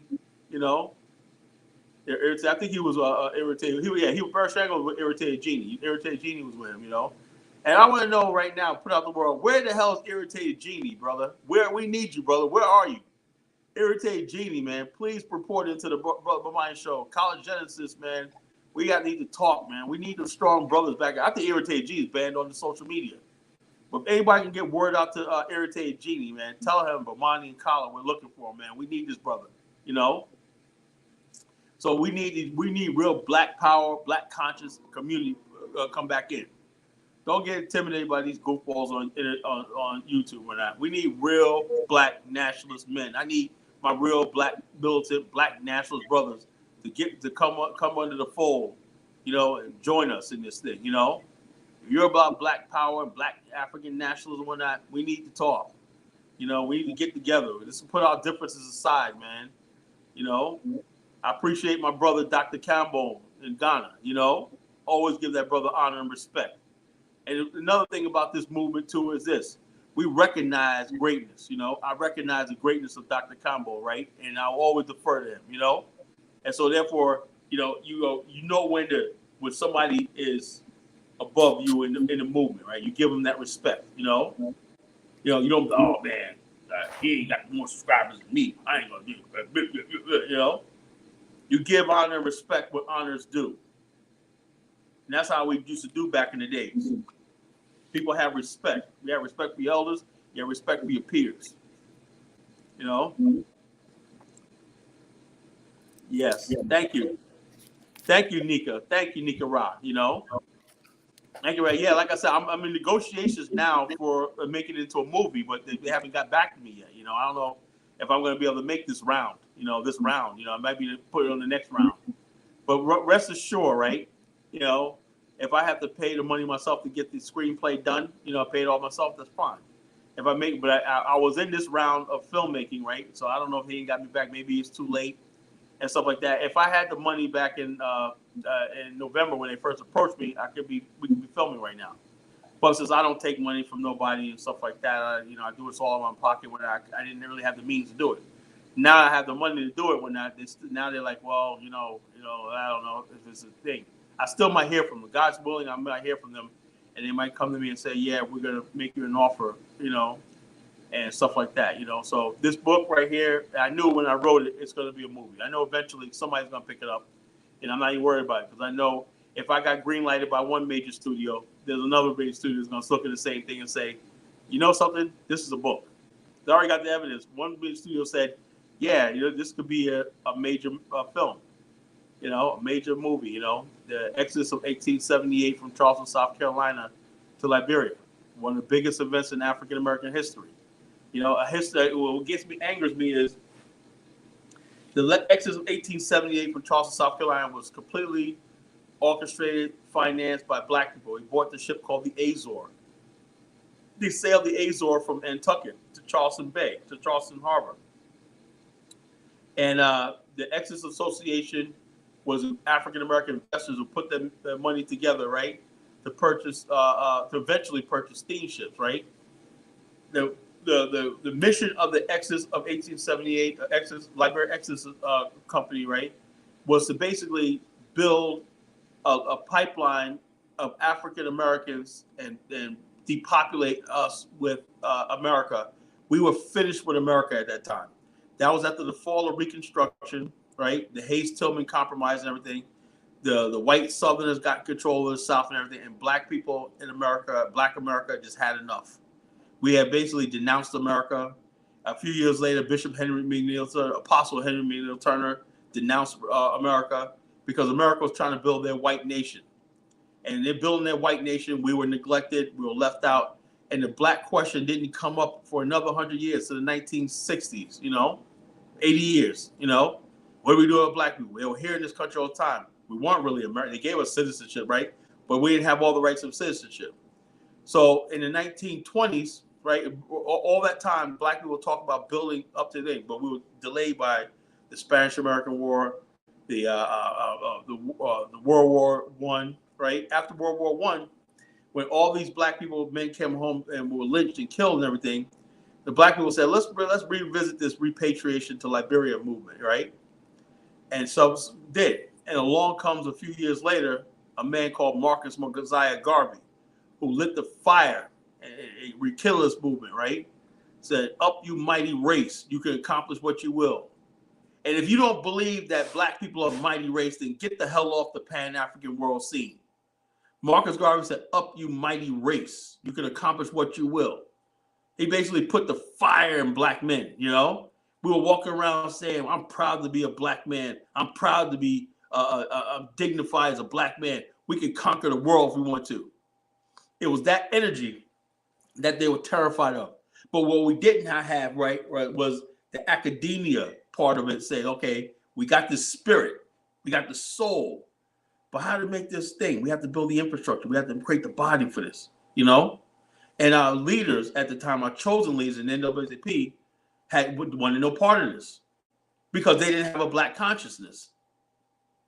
They wanted no part of a nation of our own. Same way, like Garvey said, Audubon Bismarck did it. Franklin Napoleon did it. Remember Garvey was talking about it. So you should do the same thing. What other men have done. You find yourself in an oppressive situation, right? The answer is to have a nation of your own. Well, you have a nation in America. Well, a nation of America. No, you have a nation, right? But you have a soul. A nation is a soul, but it doesn't have a body. That's dead. There you go, brother. That's a race first focus. Yeah, and we need a black nation state, a black African nation state. No questions, no compromise. We need that Afrikstan, a black African nation state. African American? No, I don't want non-conscious African Americans. I want people that understand that they're black first. That's how you build a nation. And that's what that book is. That's why this is a serious book right here. Amos Wilson dissecting it, breaking down Garveyism in the world of globalism. Yeah. And that's what we're talking about. That black cooperative economics. We are still black. We have to build our own infrastructure globally, or we're going to die. We're going to be put back in chains. What part of that don't you Negroes understand? So I don't want to hear about no ADOS, FBA. I don't want to hear about no Niger people, You're failing. Your countries are failing. You got people in Nigeria going across the desert, getting captured and sold back into slavery. What is this, the 1800s? Because you and your pride, you get the white man uplifts the Negroes in their pride. Oh, they go up there to the Oshun Festival and whatnot, Oh, look at these white people here, like the idiot Zulus in South Africa. They just lock that Zulu king up, right? Take all his money and his girls, his wives and everything, give him an education, right? And put that nigga out in the field. That's the way I feel about it. And Zulu king here a couple of years ago, I had a note to say, I wish the Afrikaners were back in power. Outright race traitors. Wow. Wow. We had more. Yeah, because the Afrikaners kept this, like all over colonial Africa, right? The kings and the chiefs were always fed and taken care of. They're always fat and taken care of. Yeah, they just basically just paid them off in this, and Yeah, then paid them off so to use the people, oppress the rest of the people. oppress the rest of the people. Same thing's going on in Congo right now. You know, God, man. that's why they call me the Kala Genesis. That's why the Kala and the Genesis that manifests itself. There you go, Because I brother. see all this, you know. I've been seeing when I used to read about what's actually going on in Congo back in the days, you know, back in my time, I used to burn with fire and vengeance, you know. If you don't have fire and vengeance and knowing what they did to our ancestors and what they continue to do and stuff like that, and you just all passe, you know, stay out of my way. Stay the hell out of my way. If you so forgiving of the white man, but you got so much smoke for other black people, man, stay out of my way. You know, the white man got blood on his hands. You know, I got this idiot Congo dude of mine. I've given up on. I think he's never gonna come around. You know, this guy would blow up my inbox. I look up, it's like 130 messages in one day when you know, all about Paul Kagame and what he wants to do to Tutsis. He wants to Wow. not one thing about the white man or the Belgian. He's a Negropean. Yeah, these are people. Yeah, these people like that are very dangerous. They are dead. And these people are operating top positions in the Pan-African world. Because what they're doing, they're overlooking Pan-African everything world. else, and they're just taking certain things personal. You know, these are people that are honored guests in the Pan-African movement, talking about genocide and shit like that against other black people. You know, it's insane. No kind of black consciousness. If you don't have a black conscience, you do not belong in this movement at all. If you're not race first, you don't have no business being in this damn movement. Don't talk about Africa, don't talk about Jamaica, don't talk about nothing. You know, until you recognize that we are one people, we're one race first, you know, and we got to come together. Now, what, Kyle, most of these African male kings are nothing. Yeah, they are. They're nothing pimping their women past a week. It is what it is. You know, when you say stuff like that, people get all upset. They're nothing but freaking pimps. You know, all these freaking kings, all the redundant freaking African kingdom stuff. Nothing but a bunch of freaking parasites. The African kingdoms, pretty much for the most part, not so much as the Congo and the Queen of Zinga, they fought the Portuguese and everything. I give them credit on that. But most of these people, you know, and there's a few other exceptions too. Most of these people sold their soul to the white man, the European. That's why Africa is where it is right now. Because these people basically pimp the people. They sold. I watched this one video the other day where this African lady was talking about, and it shocked me. This was shocking. She was talking about a story that happened, I think, it was in Ghana. And she said that what happened was this man had would send his wife, whatever like that, to feed the Europeans at the castle, and he made friends with some of the whites at the thing. You know, white people didn't initially come there and take slaves. You know, they would trade in other things like initially they were trading things like gold, ivory. That's what they wanted. You know, stuff like from the coast. You know, and then what happened was this though. A couple of whites wanted like women for like comfort, whatever like that. And this guy, neighbor, this guy basically said this, told him his husband said, go see this white man. The white man, they kidnapped her, right? And then what happened was this guy found out about it, right? And he went and took one of his daughters, right? And gave them to the white man, right? And so therefore it was a war back and forth initially, right? This was like in the early 1400s, whatever. Where people, when they had disputes, they would start kidnapping other people, right? And give them to the white man for whatever it is like that. And then what happened was this sparked the idea that this is a source of human labor, you know? Then they started kidnapping men and everything like that. And the trade in ivory and gold began to disappear. And the only thing the Europeans wanted was human bodies. And then when Europeans saw the Africans were at peace, right, they would go and try to arm other Africans against each other, right? Other Africans seeing this, right, saying these guys got arms. It doesn't take much, right? When you have weapons, guns change everything.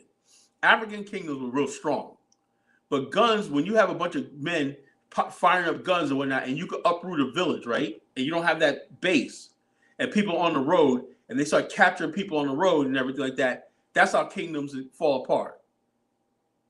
So therefore, the white man knew what he was doing, right? He go to Africa, peaceful, see peace, and he kidnapped somebody, right? And turn one group against each other and everything, mistrust, and the next thing you know, he starts supplying both sides and everything, and he's benefiting from the middle.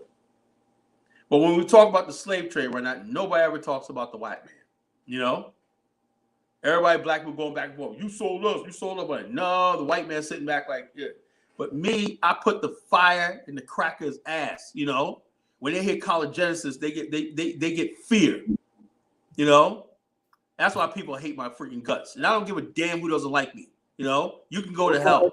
This is what we're telling people to do. It read, study right here. No, Dr. Clark break it down in this beautiful book right here. Nice historical book. So a lot of things are, but it's one of those things where folks that be willing to just study and research.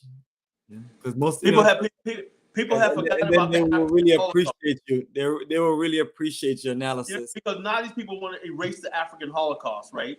Erase all this stuff like that, and then start talking about no, the Holocaust, the blood that the ancestors have to be avenged. You know, slavery is unforgivable. You know, say you guys, if you guys want to make peace with a white man, then you ain't no brother or friend of mine. Slavery has to be avenged. Blood or soil. Blood and soil. I wrote the essay, Blood and Soil, a decade ago. Either we want blood or we're soil, and we're ready to pay for that that soil and that freedom in blood. Our souls of our ancestors are unrest. That's why our people are acting the way they do. There's unrest. You know, you think our ancestors are gonna let us live in peace in America with the people that enslaved us? Are you crazy? I know when I say this stuff, people get scared, but you ought to get scared. Before you get into this movement, you better understand what you're up against. This is not a game. We are not playing games. Yes, brother Kala, you're on fire tonight, man. You're on fire tonight. That's what's up, man. You look very excited. I'm not really angry, you know. You know, people, oh yeah, in the by and by. Fuck the by and by, you know. We're still here on this earth. You know, I'm like this. How are these little Lilliputians, right? I have these dreams and nightmares, brother Bomani, sometimes, right? I talk about little Lilliputians, right?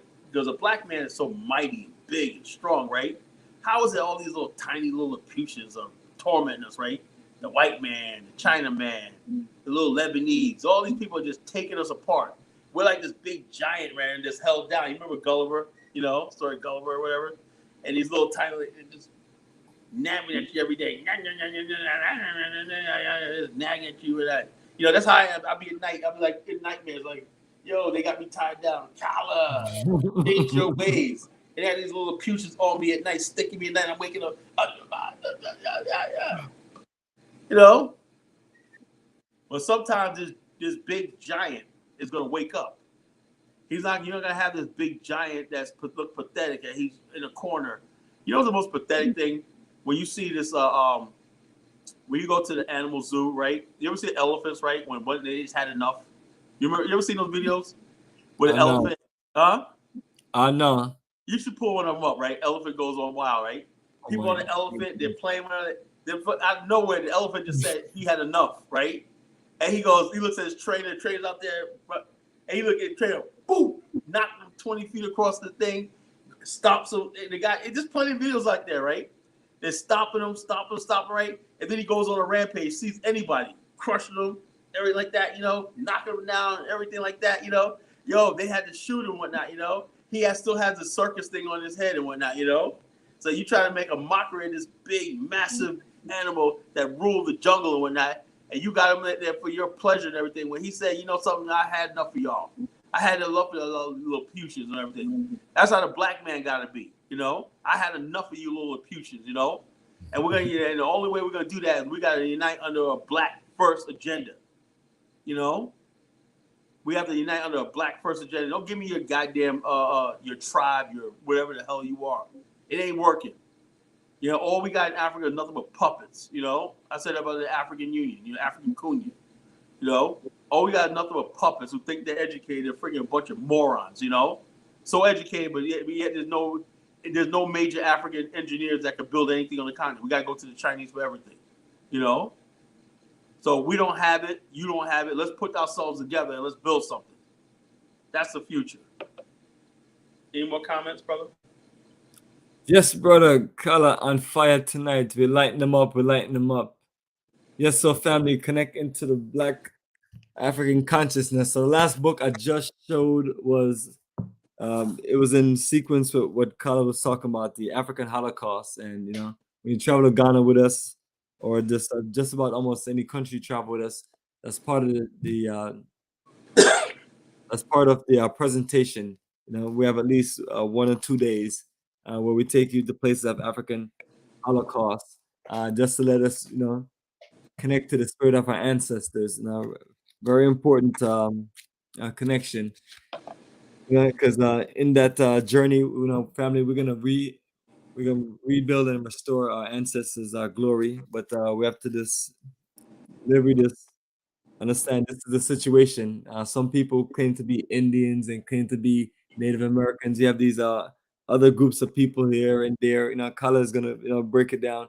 But the reality of it is, you know, many of our ancestors, many of our people came through this flow right here through, you know, all of them here came. Excuse me, a form of African Holocaust. So it's you know, and regardless if you feel like you're not, if you're with us, you know, we have to embrace all our stolen, our stolen ancestors that have been lost over the journey of the last several hundred years. And it's you know, it's emotional and it gets to you. I mean, but yeah. So and we live in a white world, right? Have to deal with it. They never prepared us, right? They never prepared us. I would see. Let me tell you something, folks, right?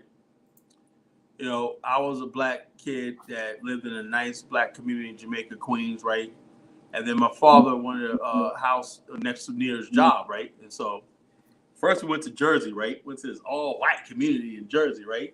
And the white people were like, yo, we're glad to have you and everything like that. They were Christian and everything like that. And my mother said, until this one guy, right, that made the final decision, he saw my parents when they were like, yeah, these are a nice couple. They got nice kids and everything like that. The guy saw my parents, blackface, said, no, just no. You know?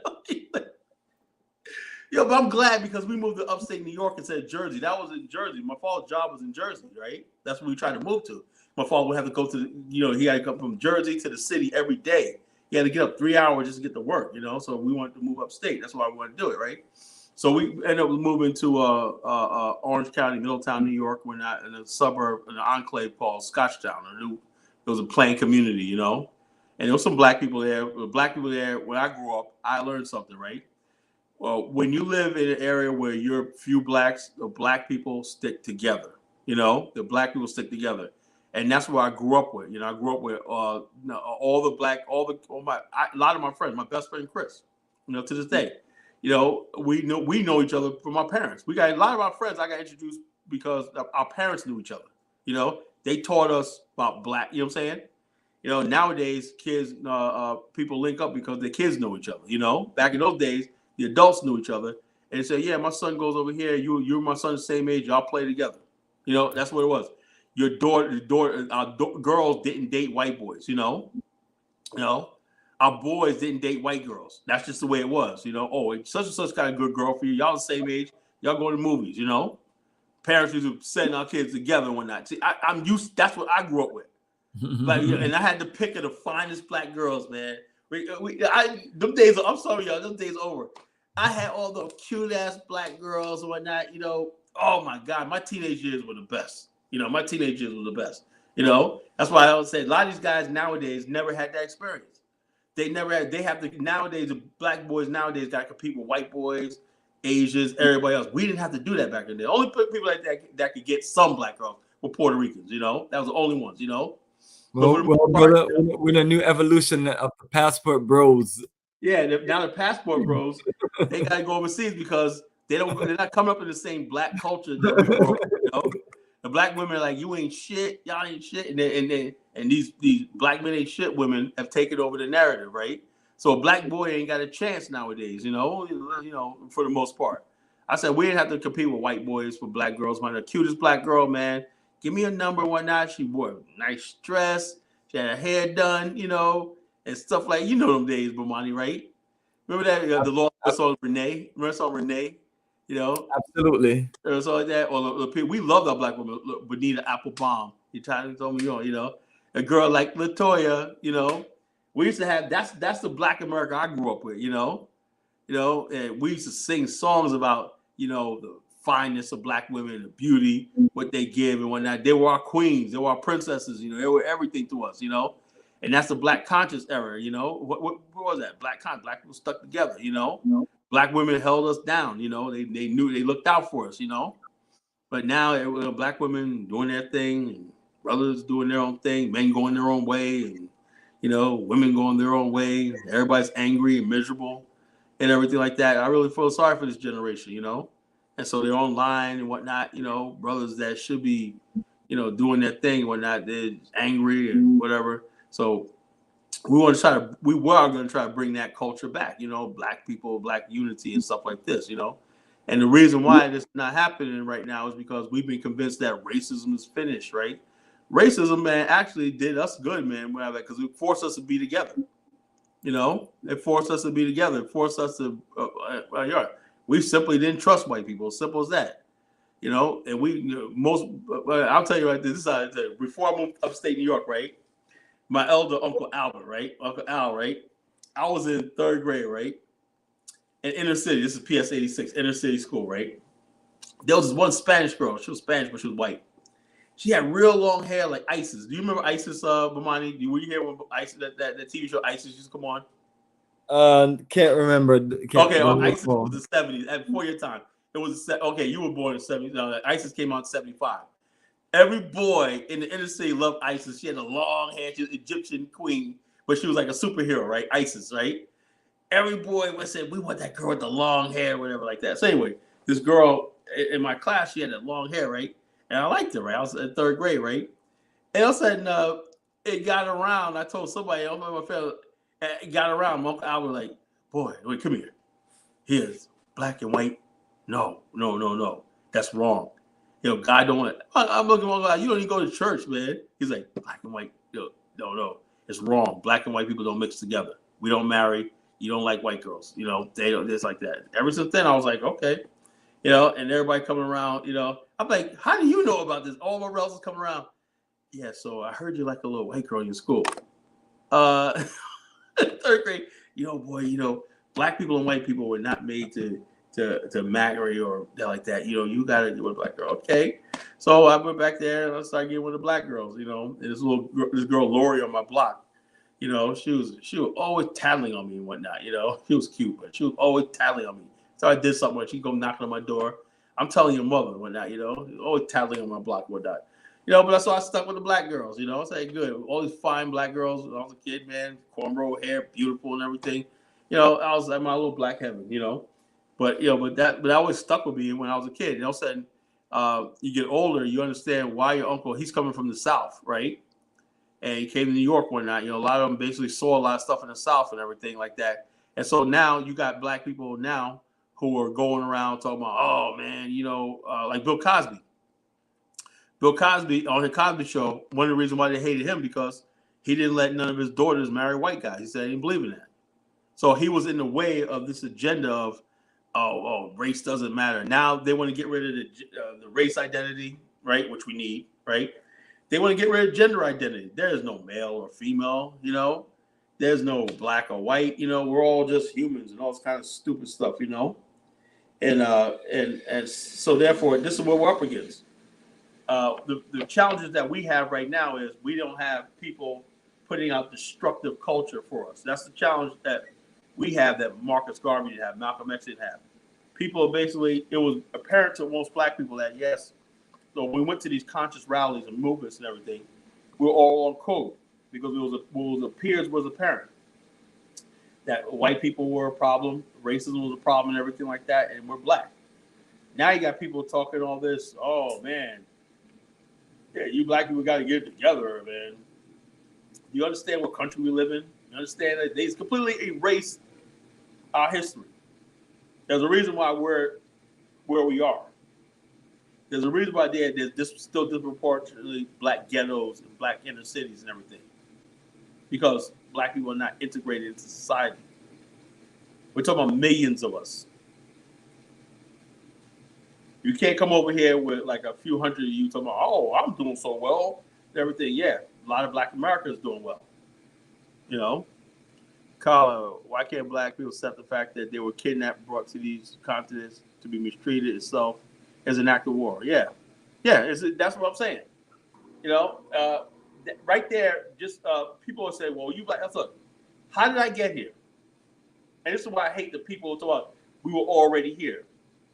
That's treason.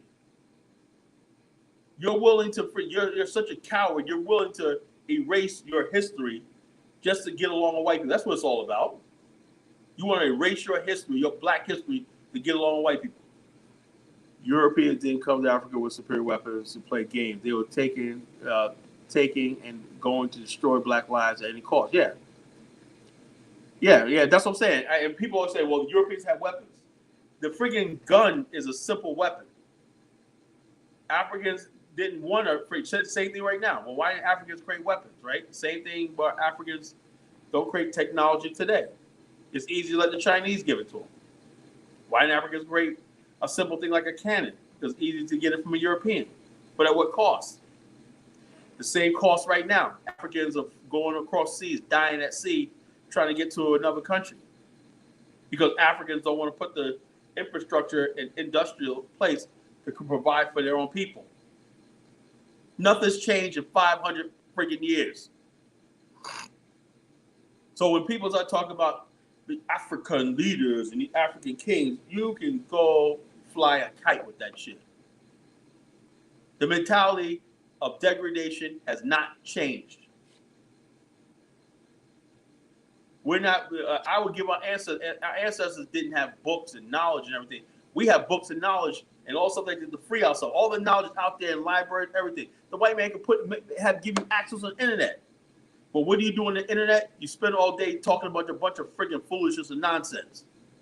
You're not in study groups and say, how can we solve this problem? Everything like that. I don't see any of that. He can put all the knowledge right in front of you. It's like a professor in college told me one time. He said, I could basically make the test open book. And I'll have the same amount of people that have high scores, same C people, and same people that fail. He said, I can give an open book test. And I guess he guarantees you that some people are going to fail, some people ace it, some people just get by. Just like any other test. It won't make a difference. You could put all the stuff in front of people when their mind's not free. You could put all the knowledge and information right in front of them, and they still won't do anything with it. It's all up in the mind. When you're determined to be a free people, right? You know who you are, and you know who your enemies are. You know who your allies are. You know who's with you and who's holding you back. But people aren't in the Black liberation movement anymore. It's all about going along to get along. Hey, Bomani, you want to open it up, see if anybody wants to come on?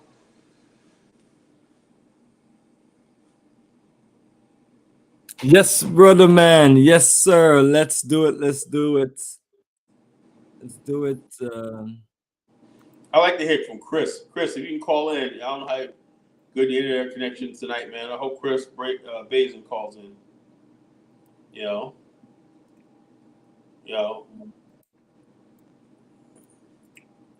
I want to hear from some people, you know.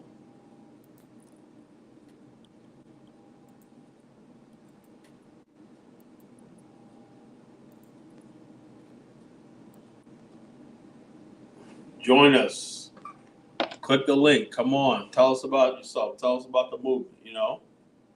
And like I said about ADOS FBA, right? You know, If you're saying, okay, I'm a foundational Black American, that's fine. Now, if your smoke is for white people and everything like that, you want to claim what you or our ancestors did in America, I have no problem with that. But if you're trying to do that to sever your ties with the Black world or Africa or everything, I do have a problem with that. But that's what I'm seeing a lot of the so-called ADOS FBA people. All they want to do is sever ties with Africa. They want to basically distance themselves from their roots and their ancestors and whatnot. And you cannot do that. You cannot distance yourself from your ancestors and who you are as a people. Don't work. It just don't work. Everybody wants to be an American. That's fine, but I know I had a lot of friends that were Italian, Jewish, all that stuff like that. They still love their homeland. You can't part ways. Remember James Gandolfini, Tony Soprano? Where did he die at? He died in Italy. You know, he said, yeah, he loved his Italian heritage. You know, he always go into Italy. That's where he died.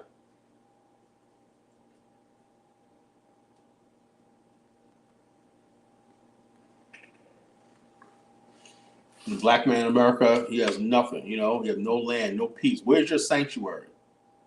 Where's your homeland, Black man? You know, where's your peace? There you goes. That's a new one for you. Okay. That's why I talk about moving to Africa is understandable, but it's ridiculous when Africans are dying to get that. Yeah. The bottom line is this. That's the problem. In Africa, these people who talk about going to Africa, right, are not talking about Africa to go to build. Now they talk about the build. They want to insist that Black people just get on we gotta go to Africa. We gotta go to Africa. But you don't go there with a Black mind, a Black conscious mind. And the reason why, and also proof of which is when you go to Africa and people don't work together because they're not Black conscious. If you have a Black conscious mind, right, you're going to get with like-minded people and you're going to start building. You know, let's build our communities ever like that. Well, I'm in Africa, right? Yeah, but the local people don't have the Black conscious mind. They're not conscious. People are going to Africa literally to escape the Black consciousness. They think race and stuff like that are going to disappear because there's not white people around. In other words, people are going to Africa for the wrong reasons. When you go to Africa one night and say, look, yeah, okay, well, we'll escape from races, whatnot. Naturally, let's build a community where we could be together. But we can have these discussions and everything.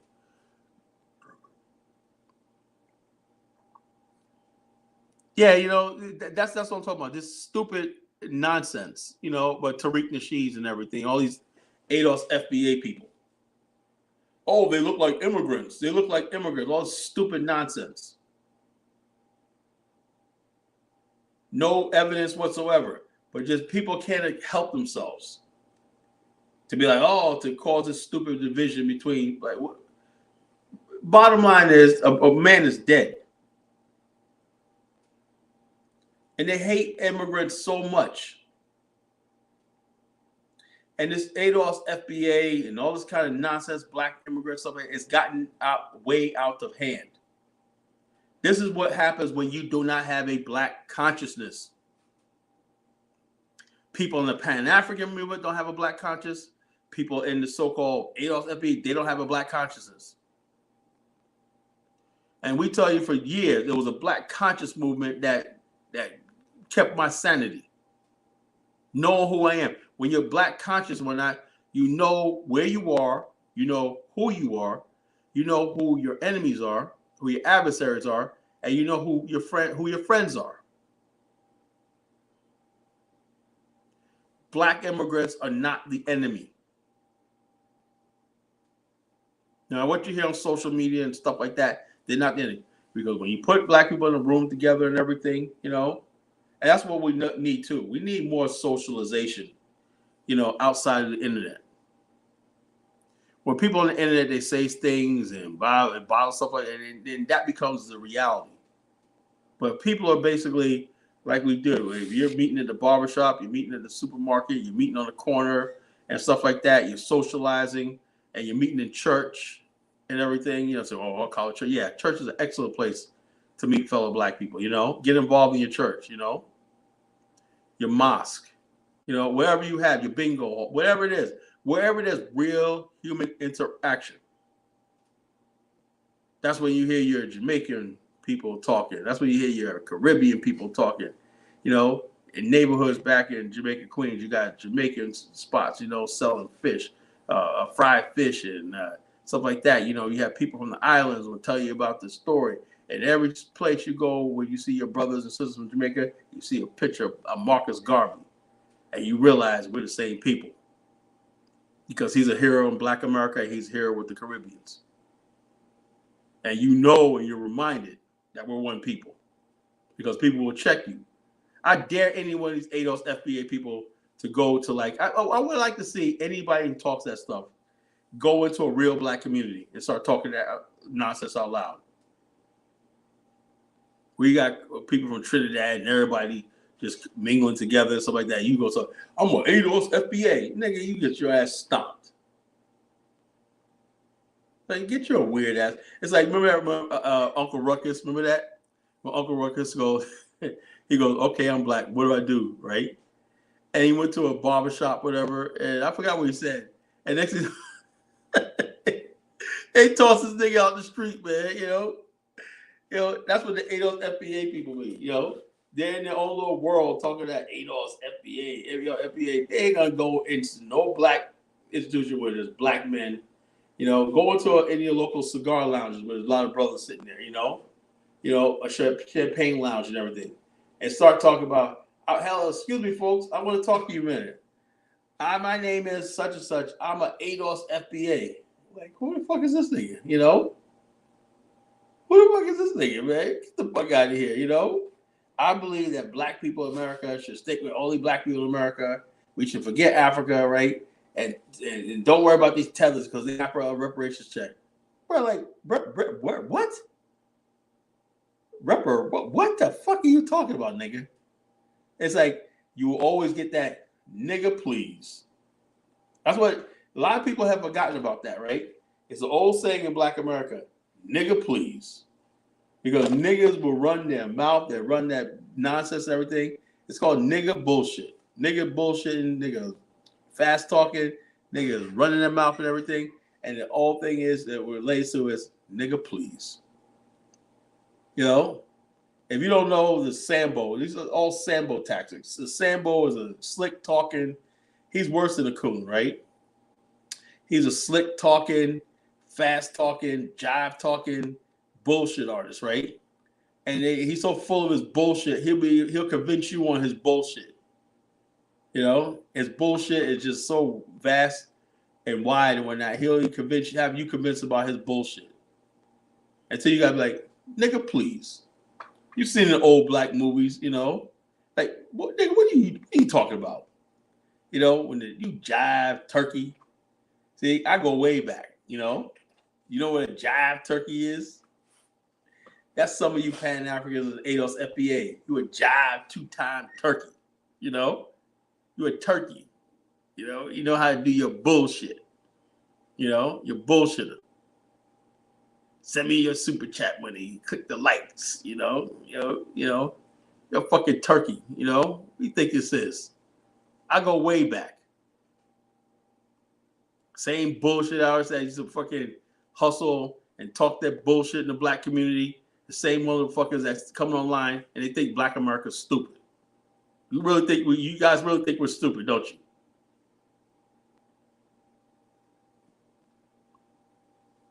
A real Pan-Africanist loves his people.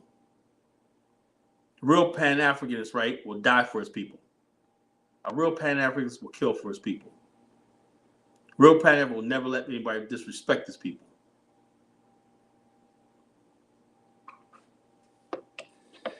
It's time to get real.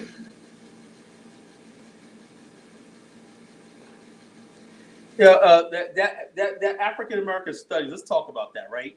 First of all, that's not an African American. That's another thing I'm tired of, right? when you say African American studies, right? Do they get any esteemed Pan-African? Do they even get a damn Umar Johnson to say, okay, we're going to put the curriculum? Who are creating these curriculums? The African American studies. That's what I'm saying, Baruti, man. Come on, bro. Does any of these studies come from any scholarship work by Amos Wilson, Dr. Henry Clark? No. So what makes it an African American study? This studies right there, DeSantis of Florida was right. Had nothing to do with Black history. It has everything to do with the LGBT. Now people talk, oh, it's not going to make Black people gay if they learn about gay. What the hell is gay? Black people don't even know about this incident in American history, right? But they're going to learn about gay leaders in the Black community. That's Black history.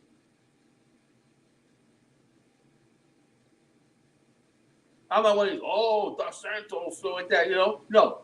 Did anybody call me and say, Colin, we read your book, right? We would like to buy a million copies of this book so Black people can learn this real Black history.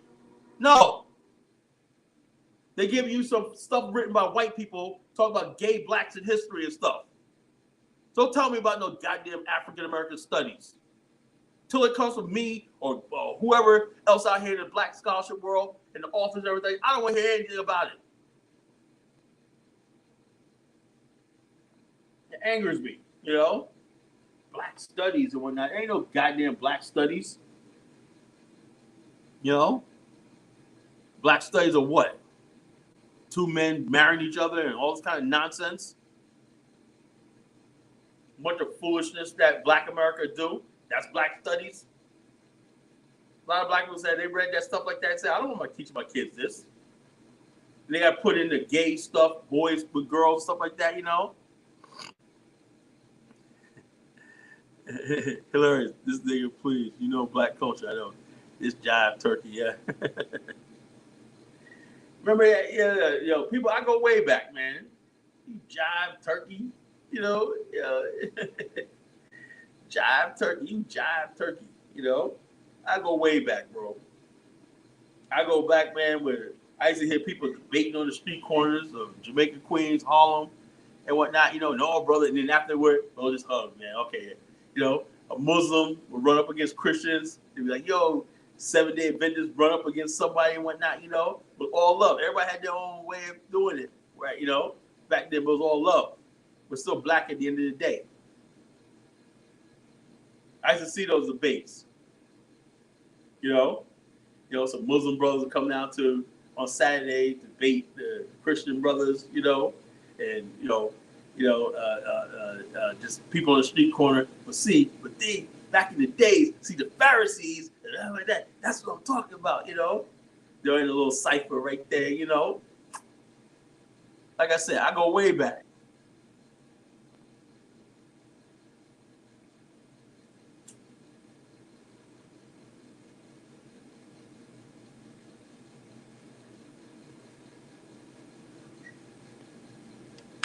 Is anybody gonna join us tonight, man? Don't look like it's so. Before you talk about going to Africa, you gotta get this right. You gotta get it. Black people that live, African Americans and diaspora live in Africa should be way further than what they are now. You see Lucy tomorrow. I don't want to read around. Like, she got big old. I don't read around no African Americans and whatnot. That's because they ain't got no Black consciousness. You know. You know, they ain't got no Black consciousness. They have no connection. You know, you naturally want to build with your own people and whatnot. You know. Rebuild, man. They go rebuild. Dr. Great. Look, I don't really trust none of these people, Howard, because a lot of people are freaking paid off. If anybody basically, I don't know about the whole thing. I haven't read the whole thing, right? But I know this. This is what I do know, right? No white person and nothing that is going to help Black people will ever reach to that level. You'll never see any of these books Bomani's talking about will never be shown in any American classroom. That's to this day. Matter of fact, Howard University was one of the main ones that tried to destroy Black studies back in the days. People realize in the 60s, there were riots at Howard University over the curriculum. So I'm not going to trust Howard and all the other universities to come on anything out. Look at Howard University and look at the surrounding DC area. It's a mess. But look at any sort of university. What's up, Chris? Well, look at any sort of university in America, right? Where you see a white university, right? And you see the manifestation. You see their community, all the stuff they could build, all the stuff they could build. Howard University has not ever been able to uplift the black community. You know, they would give us a lot of great scholars and everything like that, but the black community, everything is still dependent on and tethered to white America.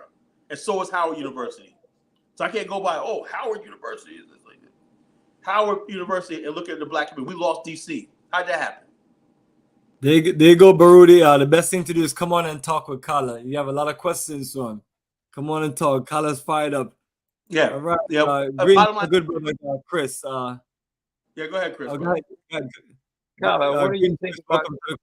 What do you think about the current leadership on the continent of Africa? Bro, you weren't here Saturday, right? Were you here Saturday? No. Oh man. Oh boy, yeah. I said a lot. Yeah, let me tell you. Like I said, this is why I break it down, right? And I want you to spread this around, everything like that. Right? This leadership in Africa is not derived from the people. Like I said, the soul, right? The soul, the people are the soul, the nation's soul, right? The government and the state is just the body, you know, and the mind and the body and the soul working together, right? African leaders go overseas, right? And what they do is on their local broadcast, they make sure the people see them hugging and shaking hands with European leaders. Why? Because that's setting a message, right? That they're the ones that Europeans recognize that's in power. Africans hold power by force. Africans hold power by force. You know, force. There's nothing holding a nation together in Africa other than force, right? And protecting the European interest in Africa. That's all it is. And so therefore, how African stays in line, right? The African people wait until he falls out of favor with the Europeans. Then they make their move. You know, it happened in Liberia. It happened with Thomas Sankara. It happened even with Idi Amin when he overthrew Milton Obote. You know, it happened with Patrice Lumumba. You know, Mobutu made his move. You know, as soon as he made those speeches against the Belgium and everything like that, you know, now it's time to make my move. You know, there's no coups that happen without the U.S. and the West approval. You know, so African leaders are just trying to hold on to power by appeasing the West and now China. You know, that's what African leaders are. That's why they stay in power for decades. You know, Paul Biya of Cameroon, we don't even know if he's alive. You know, but the machine that props him up is still in Cameroon, right? And now they're waging genocidal war against the people of Amazonia. Nobody in the Pan-African world is talking about that. Nobody. Those people's lives don't matter. You know, people have this glory. Oh, I'm just going to Africa. Like, those people are more dangerous than anybody else.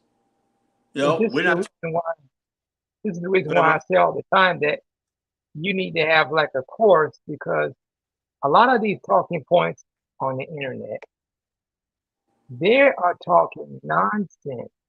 Yes.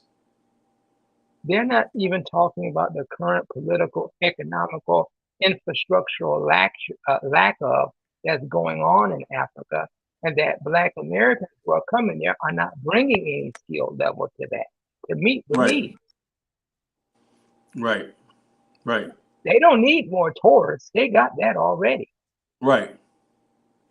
And if you're going there and not going to be a part of the infrastructure or be a part of changing the culture there, what's the purpose of you going? They want to go there and do the same thing. They want to go there and get away with stuff they can't get away with in America. You know, foolishness, you know. Foolishness, I see it all the time. They go over there and they want to mess around, you know, do nothing.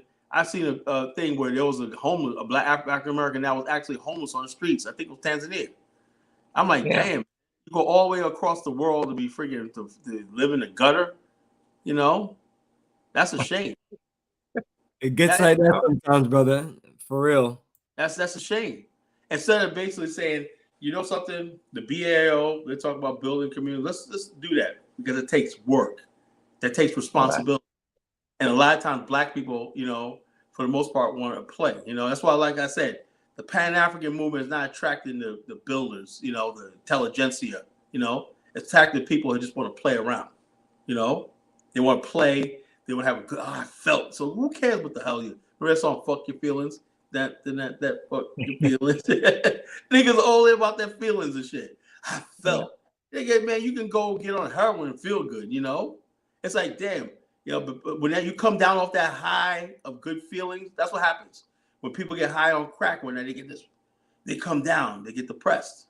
You know, and then you got to give them that high again. You got that high again, dude. We have to build to free ourselves. This last time, we have to go through trials and tribulations. It's going to take hard work. It's going to take discipline. It's going to take like that. Like I said, building communities and everybody working together, constantly pulling their money and their minds together. We'll see this through. We did it before. You know, black people in America are resilient. We did it before. We built like 500 communities in America by pulling ourselves together.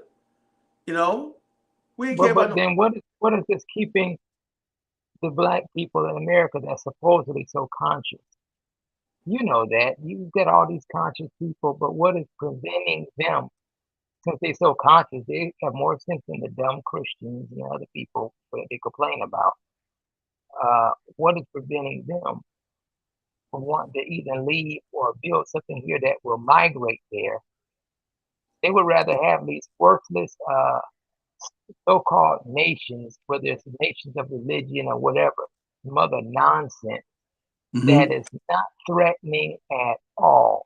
It's not going to build any community. It's not going to build any real infrastructure.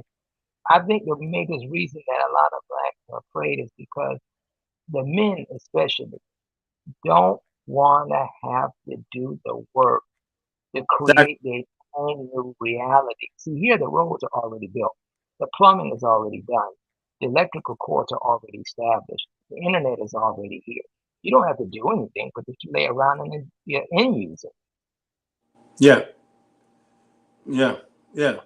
And the bottom line is black people in America, right? All we want to do is sit back. And like you said, the churches built communities back in the days. So they always complain about the black churches. The black churches did a lot of stuff in the black community. There's black conscious people, and they talk about a lot of stuff, but they don't want to build on it. Why? Like you said, it takes work. And it takes work, it takes responsibility, it takes discipline. You know, and people want to see what you say you are. You know, and what they do is they take the focus off of them and start talking about this person, talking about that person. But instead of you basically saying, look, we're going to build this. This is what we're going to build. This is what we're going to have and everything like that, you know. And also has another thing. A lot of black people do not want to submit or realize that there's black people above them that got the education, the stuff like that to make it happen. If you are the big majefe or the big what's the word I'm looking for? You're the grand poobah of some black organization, right? You want everybody to come under you, and you want all the glory. You saw that with that Ben Israel person, you know. You want everybody to come under you, and you get all the glory, and you want people to work selflessly and tirelessly for you and everything like that. And you're not putting no work in, and people close to you are not putting no work in. The parishioners and everybody on the bottom, right? The laymen, they're doing all the work and everything, and you getting all the glory. And how do you get them to do that? By browbeating them, you know. Always make it seem like they're not doing enough. You're not doing enough. And so you end up, instead of building something for everybody, it's all about appeasing the master, the guy. He's like this. You saw that with Malachi York, you know. It became all about Malachi York, not about the movement. They built a little something in Atlanta, whatever, some toy. So remember those some paper pyramids, whatever. They remember that, and they tore it down. But that's all they be able to give the people, right? Because people, you know, just got to the point where it's all about Malachi York, all about Malachi York. But okay, well, what do you got out of it? Do you have a nation? Do you have a community? Do you got land? Do you got infrastructure? Do you got anything? No. The people were like, "Oh, I have nothing." So and why? And a lot of people come from that stuff, and they're almost crazy because they dedicated their life to it. And even the so-called leaders who get in those on those organizations, because I've been a part of a lot of different things like that. And what you come to find out is this: the people within it, they lose sight of where they're trying to go. Because sometimes the leader, so-called leader, he lost sight a long time ago. Mm-hmm. He realized that he stepped into a snake pit. He knows that this thing is dangerous. Right. You know, I'm not ready for this kind of war because many people are not like they'll talk that kind of stuff. Many people can't walk that life like a Khalid Muhammad. Some people just ain't built like that. They're not. You know, and you need to stay out of it if you ain't built like that. At least putting yourself up front like that, and they Right. do that, and then the followers just become so attached to the person, they lose the mission. Then when that thing crumbles, a lot of them, their finances, their relationships, everything was so connected with all this, including the nation. They end up lost by the time they're 50 years old. They say, well, what the Yeah, hell did I do? 50, that's the saddest thing in the world. I see it all the time. People will say, I gave my life to it, and they got nothing. You know, they believed in something, and it became. It's not about building anything. It became about the person, Yeah. a personality cult. You know, and so they basically go there. You know, they get this enchanted with the movement and stuff like that. You know, and they have nothing built up there because he told they give all your time, money to the movement, right? And then the movement became about the person. You know, and when a person dies or they fall, whatever like that, they fall apart because we have no responsibility. We have no responsibility for the thing. Like I said, power has to divide from the people. If you're a leader of a movement, right? It should be about providing for the people, so everybody has something. And you don't see that in black movement. It's like the people up on top got everything, right? The people on the bottom just supply them with their means to live a lifestyle. And it's so brainwashed and everything like that. You can't tell them anything different. And they Right. become the biggest offenders. Just like what you call like when a wasp parasitizes a caterpillar, right? And he puts eggs in the caterpillar, right? You know, the caterpillar it releases a chemical in the caterpillar brain. While it's been eaten on the inside, right? The caterpillar is making itself so thin that predators won't even go near the caterpillar, right? It's defensive because the caterpillar is trying to protect the eggs inside of it, the larvae inside that's eating it alive. You know, and that's what that's what a lot of these movements are. You know, so what did you think about what I said about the ADOS FBA? Well, it's a joke. It's a joke, and you being led by a mink slide pimp who right, spent his whole from your adult life pimping black women right. and trying to be an entertainer or so-called a second Tupac, and that failed. So you know now the person become this consciousness. It's just ridiculous. I mean, the whole FBA and ADOS thing is complete nonsense. It's Right. going nowhere. It is just a divisionary tactic. And the bottom line is the ADOS FBA movement, right? Is nothing but black people trying to separate themselves from Africa because they hate Africa, and they hate Exactly. other black people and everything, and they using so-called reparations as a scapegoat. Oh, we need our reparations. We need our own separate identity for what? Right. White people don't like any of us, you know. So what the hell you need a separate damn identity for? Wouldn't it be stronger? What kind of people basically don't understand their strength in numbers? You know, their strength in numbers, and we unify. If you're building communities in Africa, and then those communities transform to connect with the local communities, we're getting stronger. We're bringing people in our black conscious ideology and a black power movement, whatnot, all over the world working together. Wouldn't that be a win? So Well, what was so contradictory and silly about it is that they'll claim that only African Americans deserve it. Now they claim that they studied Dr. Henry Clark, which is a lie, because they would know during the transatlantic slave trade that you would have went to the Caribbean before you came to America. Yeah. So you didn't go there for 1 week. You might have been there for several years. So then you're a Caribbean, Haitian or Jamaican, and you ended up here. So then how would you know that? Yeah, you're So, and what exactly I'm right. saying, and they're so silly with it. And it's like the Africans were selling us in slavery. Well, but those were just Africans, period. Your grandfather was back there. So you may have been one selling yourself as Yeah, well. like I remember I said earlier, Africans basically were got to kidnap each other. So your grandfather might have been somebody that sold somebody a slave Exactly. that himself. You know. So, It's a You self-defeating know something? argument. They completely absolve the European of any wrongdoing, right? Exactly. They absolve the European, right? Oh, the European, we Africans sold each other, right? So you blame the African for slavery. But the bottom line is this: America and the West call themselves an enlightened civilization, right? What is an enlightened civilization doing on the coast of West Africa with people they consider uneducated and everything? Dealing say, well, we just still say you're supposed to be you call yourself the enlightened civilization. We know all right and wrong. You didn't know taking human bodies by the tens of thousands and millions across the Atlantic to do work. Do you understand what slavery was? When you had an African slave in America, right? How you got money and loans, you could just like you could borrow as property. You could, if you got equity, it's equity. You got a young slave that's 18, 19 years old, right?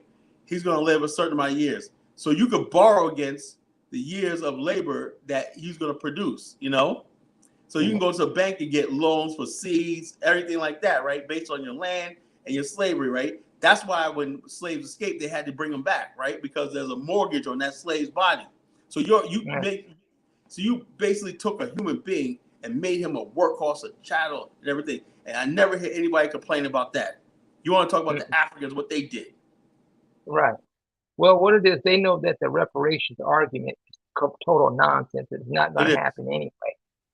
And what was so funny is that even the so-called FBA was disappointed, even with Dr. Umar Johnson's statement about reparations. You were right. He said, was right about that. That the people in this generation, they haven't fought anything. They haven't done anything. So they're not entitled to anything anyway. If that was going to come, that should come to the people who worked. Yeah. Now, they were angry even about that because really what they're looking for is just a way out. Mm-hmm. The bottom line is the white man is not going to give black people anything. You see that reparations task force in California is a joke. You know? Right. And so you saw the head of it, some lesbian black sister. Oh, yeah. I was like, yo, I saw that. I was like, okay, this is a reparations task force by Gavin. Right. Yeah. So you're going to tax white people in California on their mansions and wealth and everything to give black people, assuming that every black person was qualified to get a house back in the days you claimed there was rich. It just, all it is this. The Democrats are doing, and I thought black people had street smarts, right? We're getting played by these little Lilliputian white people, right? They know they can keep this up, right? And just like they're doing with this Tyree Nichols thing right now, you know, they're getting all white people.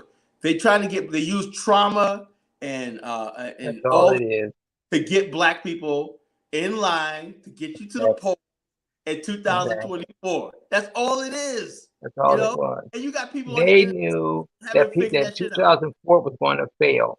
They were knowing that a lot of young people were not going to vote anymore. They had just given up on that. So they wait to kill somebody. Then you be traumatized. You have this big funeral on TV. And then we say we're going to change legislation. Legislation cannot change nobody. Nothing happened after George Floyd. Remember that?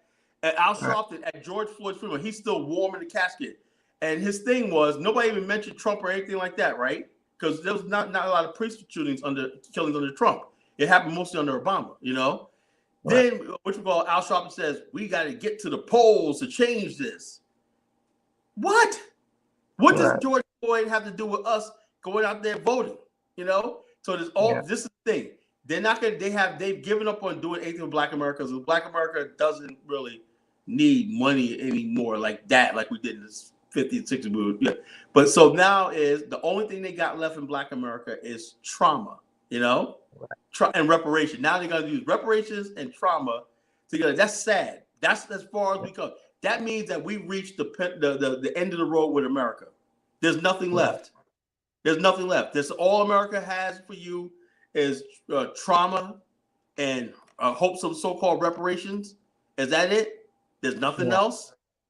You know. And so I tell people all the time now, and then now they're so angry because Black people are actually looking at Africa, and we're building like Brother Bomani. And there's a lot of Black people who go to the continent, and I have to say this right, that are doing well.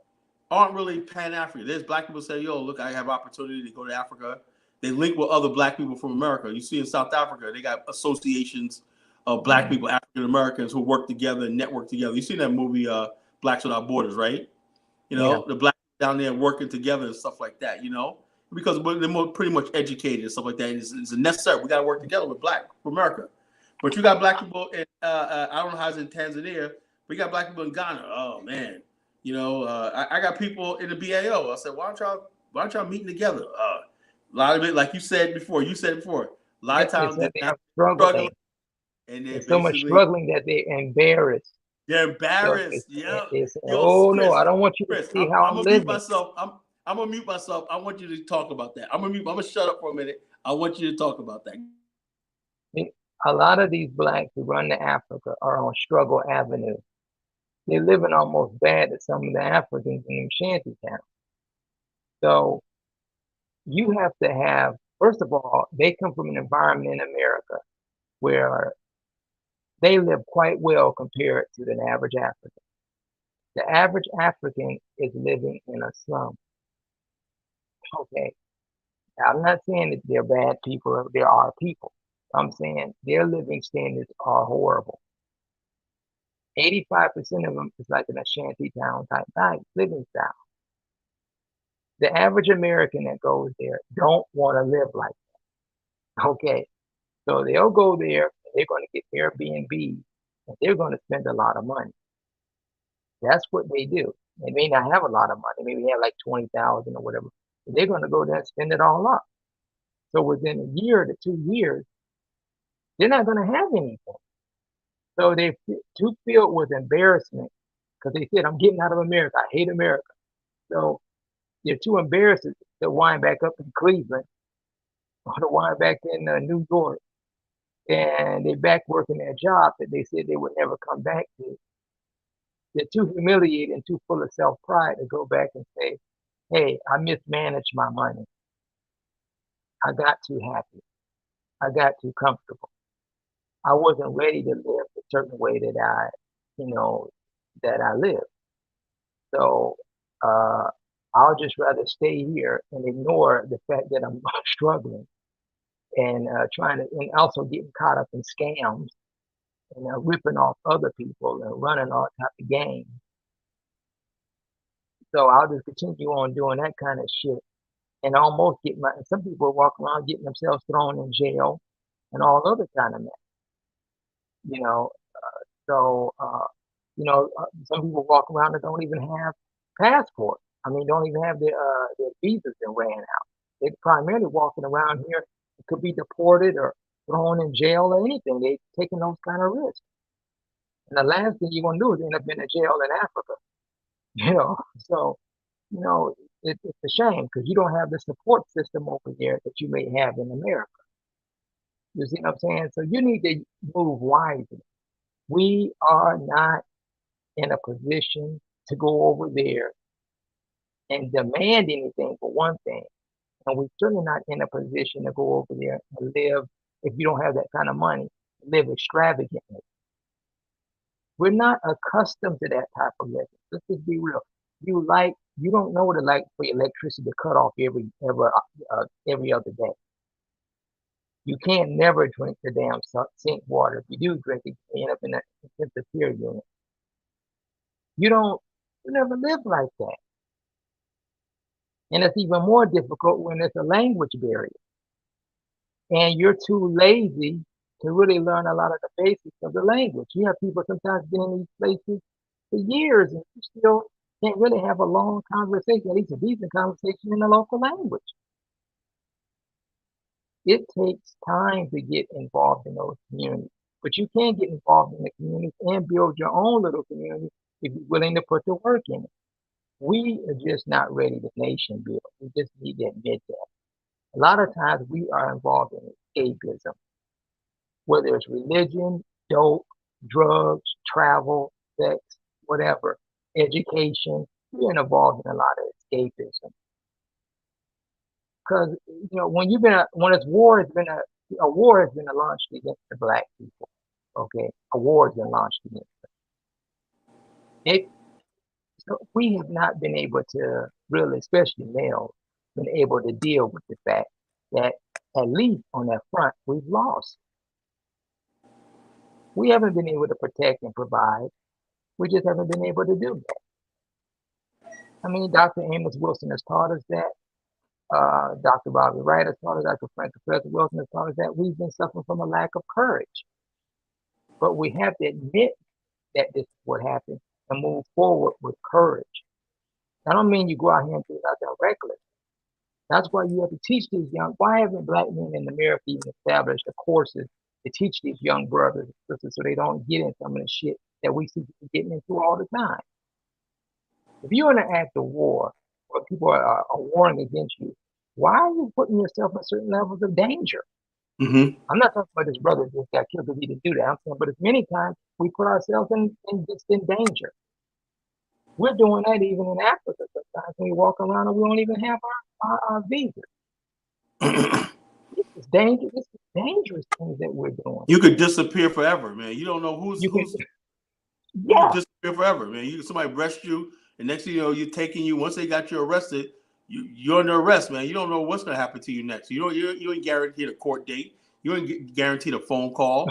And people don't fucking think about. People don't think about all this stuff that when they talk about just go to Africa. That's why I'm disappointed with a lot of my brothers. Like, just go to Africa, just go to Africa. And then they try to say, no, man, see, you're trying to reflect. You're stall tacting and all such stupid stuff and whatnot, that like that. So when they go to Africa and it fails, it makes the so-called Pan-African movement look bad, Exactly. And that's why I'm on this show. I said, look, if you go to Africa unprepared, you're not willing to meet with our BAIO members in particular country, you're not networking, you're not basically saying, let's call this and building.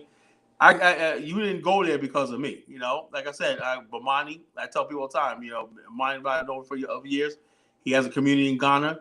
I said the support system we're talking about is exactly what we're trying to do in the Gazazi, the Black Star Pan-African community. We want to build those sort of communities all over the continent, right? Whereas, you separate yourself from the locals. I mean, Africa has so much space. Right. Why do we? This is how sick our mind is. Okay, I'm black. I'm black. I'm a Black American. I'm African American, Black conscious, right? I got an identity. Right. People say that. I don't have to freaking like it. Now I'm gonna learn the local people, and that happens time, But I have to. My identity is Black, and I am Black African American, a slave descendant, right? So I have to build like-minded and like-kind people. That's just common sense. And then we expand with other people. But you have to build that base. Same thing with anybody else. When they come to Italians came to America, right? They have Little Italy, Chinese have Chinatown. You always get around with people that that's like you, In America, they got the Little Haiti. They got a little Senegal in Harlem, and a little Sierra Leone, a little Freetown. They got the Liberia and Staten Island. They got little Monrovia, where all Liberians congregate. That's natural. Nobody will say, you guys are separating. No. I expect people to be like that, from a position of they want to have a little space for themselves because they got their politics and everything like that they discuss and everything like that. Like Liberians let me in on their politics because they accept me in one of them by now. But I understand they're still Liberians and they still got to do their thing. There's certain things, when they talk about it, I just back off, okay, that's a Liberian thing. Well, see, I think what happens is that it's because we learned a little bit of African history. And in the time of learning the little bit that we know, we threw all of what we were away. Right. Sometimes we just say, well, I don't have to throw my total being away to be an African. I'm already an African. You're already African. That diminishes my Africanness. When I throw my thing. Right. That's why I disagree with my brother Diney Samir. He wants to throw his whole African American heritage away to become a Yoruba. Right. Like that's insane. And right. a lot of black people are thinking like that. That's a mental illness. That has nothing to do with Africa. They just using Africa, right? Because those same people throw that away to become a Christian, to become a Buddhist. Right. I'm not, you know what I'm saying? So Africa is another convenient thing they're using to escape from being African American and who they are. Exactly. And then and people don't even realize once your children or you marry or your children or even you go over there with children and they move in and have children, the children, they're going to know each other's difference anyway. They're going to move on to another level anyway. Yeah. So your identity problem is a problem that you suffer from. Yeah. You can't. If I go like my wife's Liberian, we have kids right now. They're born in Liberia. They'll know Liberia and Black America and stuff like that. They're completely different than I am, you know. Right. Because I'm from America. This is who I am and everything, you know. My children will be Liberian, African American, right? They'll know all about the Liberian culture and everything like that, right? And they know about Right. African American culture, right? They'll be something completely different than what I am. That's the immigrant story, you know. Right. But what it is because I'm going over there with a mind where I know who I am. You know, Right. I'm not trying to save myself. I know who I am. I could be in Africa and be an African American. I'm an African American in Africa. You know, Right. and that's what we need in Africa. People going to Africa to escape from their identity. Right. You know, and they're failing, they're falling apart. You know, And you're going to find over there, because I see it in Tanzania, it's more Arabized blacks and East Africans who are more Christianized and Arabized than you're going to ever see. yeah, And many of them don't give a damn about no African culture. right. Okay, don't be deceived about that. They just got the language and the I food heard that many and times. everything You else. know, They're not they caring heard about about that it. like that. And they Now, know less about their culture than what you know. hey Chris, the other day I was Saturday I was debating somebody that was talking about let's get Swahili. Somebody said let's get Kiswahili. They don't understand Kiswahili is heavily Arabic influence. You know, Exactly. exactly Arabic. So I'm saying to myself, that's fine and everything like that. But what about in the Congo and Zambia, a place like that, where they don't speak that stuff like that? You gonna impose that on them because it sounds Kiswahili? So we're getting ourselves into stuff that we don't even know. Right. Kiswahili has a culture of Arab supremacy. You know, the Arab traders on the coast, the Arabized black people on the coast, right, would often raid and enslave the Bantu people and then impose their language on them. You know, Mhm. so I'm learning Swahili. You know, and we do Right. all this stupid, goofy stuff. You know, Mhm. for clout. You know, Right. it's You know, just bad. only advantage if you are learning, if they're going to do the language, is if you can get some type of cooperation with the African state. Because I think uh, Paul Kagame was trying to do that, was going along with that. Is that that whole region over there to get them all speaking one language. And I think they Right. was looking at more Swahili speaking in more places, at least in numbers. But you got to understand, that's only going to happen if them places are accepting that. You got 14 different, I think, French-speaking countries in Africa. They ain't about to let go of no French, okay? Mm-hmm. And what I'm saying is, get the language that most people need to communicate. A language is only worth a damn if you can communicate. Right. It doesn't matter what you're speaking as long as you can communicate. Mm-hmm. Most people in Africa want to speak English, whether Yeah. people like it or not. And I'm saying, yeah, the children can go ahead. Let the children learn different languages. That's fine. But the majority of us as adults, them people are going to have to learn English because most of them want to know it anyway.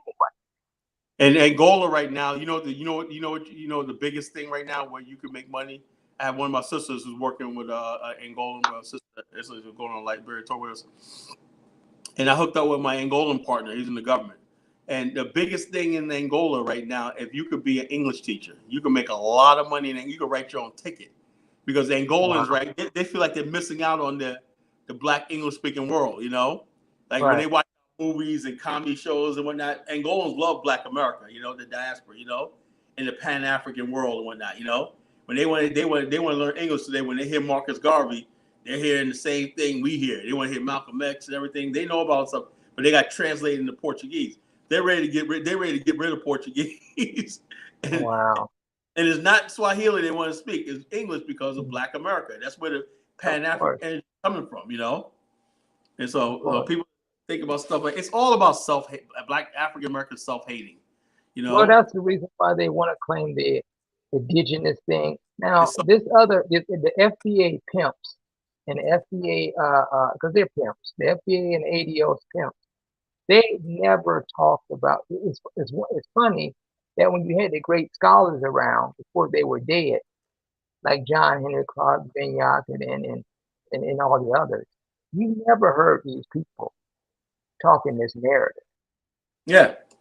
See, I never heard of it. I never heard of it until social media. Yeah, You know, you didn't even, because they wouldn't, because if social media was around, they wouldn't. A lot of these people wouldn't even be on the internet. right? See, a lot of times now it's a vacuum of people with information. Yeah, So now you get any kook that can pop up and say any damn thing. But last, yeah. before I'm gonna get ready to go, but the last I want to say is, what do you think is going on with Liberia as far as President Way? What's going to happen with these Africans as far as them choosing these a damn soccer leader?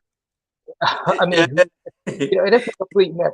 And then one thing, and before I let you go, just say quickly about your opinion of, I know about Sam Doe and his retardedness behavior, but did you think that Charles Taylor was going to really help Liberia as opposed to running in the sand? Was I say, here's the thing is about Charles Taylor, right? And when I was in Liberia, I met his son, right? His youngest son, right? And a BAO website, go on the BAO website, right, and scroll down the pictures. There's a picture of me on my engagement day. I was with Charles Taylor's son. You know, I got a picture of him in the BAO website. He looked just like him. Looked just like Charles Taylor. And my friends said, "Yo, he wanted to meet you. Yeah, he heard about Kala Genesis. And he wanted to meet you." So I came over there. I was like, "Yo, come over here, young bro, man. I come over here, rub his head, man. I said, man, look, nice young man, I just took him under my wing one night, man. He just sitting there like, yeah, Mr. Kala, everything like that, Anyway, but Charles Taylor, let me tell you about Charles Taylor, right? I thank him for liberating Liberia from Samuel Doe. Samuel Doe was a CIA, Charles Taylor too, and Queerpa were all CIA. Here's the problem, right? All these Liberia became the broker house of Africa, right? But at the same time, right, there was no real. It was Liberia, but they did. A lot of these young guys, right, that were half educated, some educated, didn't have a sense of national. That's what happens in Africa. The idea of the republic or the nation state is really new. Only the people at the top, the educated, descendants of slaves, really had that idea of the republic, right? So what they did was they gave all these people, Samuel Doe and everything, they thought they were going to accept the idea of a republic where the nation and you have the state, and out of which you have a republic, right? They thought they were going to, okay, war with Liberians and stuff like that. But the United States, right, with the CIA and the Peace Corps, right, they would go and these white Americans, I got all these people telling me, Liberians telling me, yeah, back in the 70s and everything, there was all these white people from the Peace Corps and everything. The Tubman invited in, but Tubman kept a lid on everybody. Tubman would arrest white people for saying the wrong thing, I think. When Tolbert got in power, he was just all this nice guy, Christian, everything like that. And so, therefore, he let his guard down. Liberia used to have this thing called this agency called the PRO, Public Relations Office, right? That means it was like an internal intelligence agency. Anybody said anything, did anything, they reported, they interview people. What do you mean by this? Foreigners, everybody, whatever. You got pulled into the PIR, the officers will come and bring you in and whatnot. If you said the wrong thing, you were deported. You could be arrested, fined, whatever, like that, right? Tolbert got rid of that, right? So what happened was all these white people who met Liberia no good, right? Who were jealous of Liberia. There was white people, they have America, right? But they were jealous of this black republic that was so beautiful, so peaceful and everything. They wanted it for themselves. So how do you get Liberia for yourself if you're a white person, right? And I still got this white man in Liberia that's my arch enemy, right? And he's an arch enemy, hates my guy. I saw him when I was in Liberia, right? I didn't say nothing, right? I saw him when I was in Liberia. And I asked my sister Kyle Fambula, she said, yeah, that dude Gunther, yeah, he blocked me on Facebook. He's a freaking devil, And he basically spent his whole life basically in Liberia, convincing Liberians to hate their flag, hate their so-called American Liberians, hate all stuff like that, because he said that Liberia, he's from Sweden. He said Liberia should have been colonized by Sweden. Liberia was never colonized by anybody. He said Liberia. And so basically he's a freaking clown buffoon. I wish he would leave Liberia, right? When I see him in Liberia, I'm gonna tell him, look, you got to get the fuck out of here now. Yeah, I'm gonna tell him that next if I see him in there. Anyway, you got all these white people there, right, spreading all this nonsense, right? They act like they're bumbling and everything, but they spread poison. Oh man, these Congo people, the American Liberians called Congo people. These Congo people, they got everything and like that. Even though Liberia was making all this progress and everything, right? In the art of war, it says, how do you destroy your enemy? You destroy your enemy in his planning stage. You don't wait till he's in formation. You Right. you preempt and destroy him. So they did a preemptive strike on Liberia, spreading misinformation and stuff like that, and it culminated in 1979 rice riots, right? And then in the following year, the coup of 1980, right? And Liberia's slid down ever since, since 1980 coup. Now, Charles Taylor, when he came back in 89, in Christmas of 89, and he got him and Prince Johnson drove Samuel Doe to the Freeport of Monrovia. And then Charles Taylor took most of the country, right? All the people rose up against Samuel Doe, and they got behind Charles Taylor. Thing is about Charles Taylor, he was a tough negotiator with America, right? America wanted to do drilling off the coast. Charles Taylor said no. And basically, he was not a puppet of America, right? And that's why he got all this bad press. And in 1997, he was elected in Liberia by like 90% of the vote. Ellen Right. Sirleaf lost. He was elected, right? And so, therefore, what happened was there was all these people that were involved in the Civil War in Sierra Leone had spilled over into Liberia. The blood diamonds, everything, and people were getting armed, and it was lawlessness, right? And so, therefore, instead of the international community looking at the whole situation, they, because of Sirleaf and people like that, wanted power, and it's all about in Liberia, it's about power, right? Liberians do this all the time, right? You got people, even though George Weah is not my first choice, right? I will not join. I have a lot of people, right? Oh, we got to look. Bottom line, if you want to get rid of Weah, do it the democratic way. If the people, the majority of people, we wrote a constitution, right? Everybody got the right to vote. If they vote for Weah, that's the way it is. They have to just suffer, right? Now, if they don't like Weah, they get like that. That's the rules of a republic is, And so, therefore, like I said about Charles Taylor, he did the best he could and everything. And then the U.S. government, right, and along with the Nigerian government of that, what's that new Obasanjo clown, right, handed him over to the United States, which was illegal. He was supposed to get safe passage to Nigeria, and Nigerians handed him over to America. America didn't take him into custody; they handed him over to The Hague. Right. Nigeria is not a signature to The Hague. So what was he doing to The Hague? And then basically they put him in Britain. The original people that wanted him in jail in the first place, the British, who were basically trying to destabilize Liberia since its inception. So Charles Taylor, when I was in Liberia, I was shocked, right?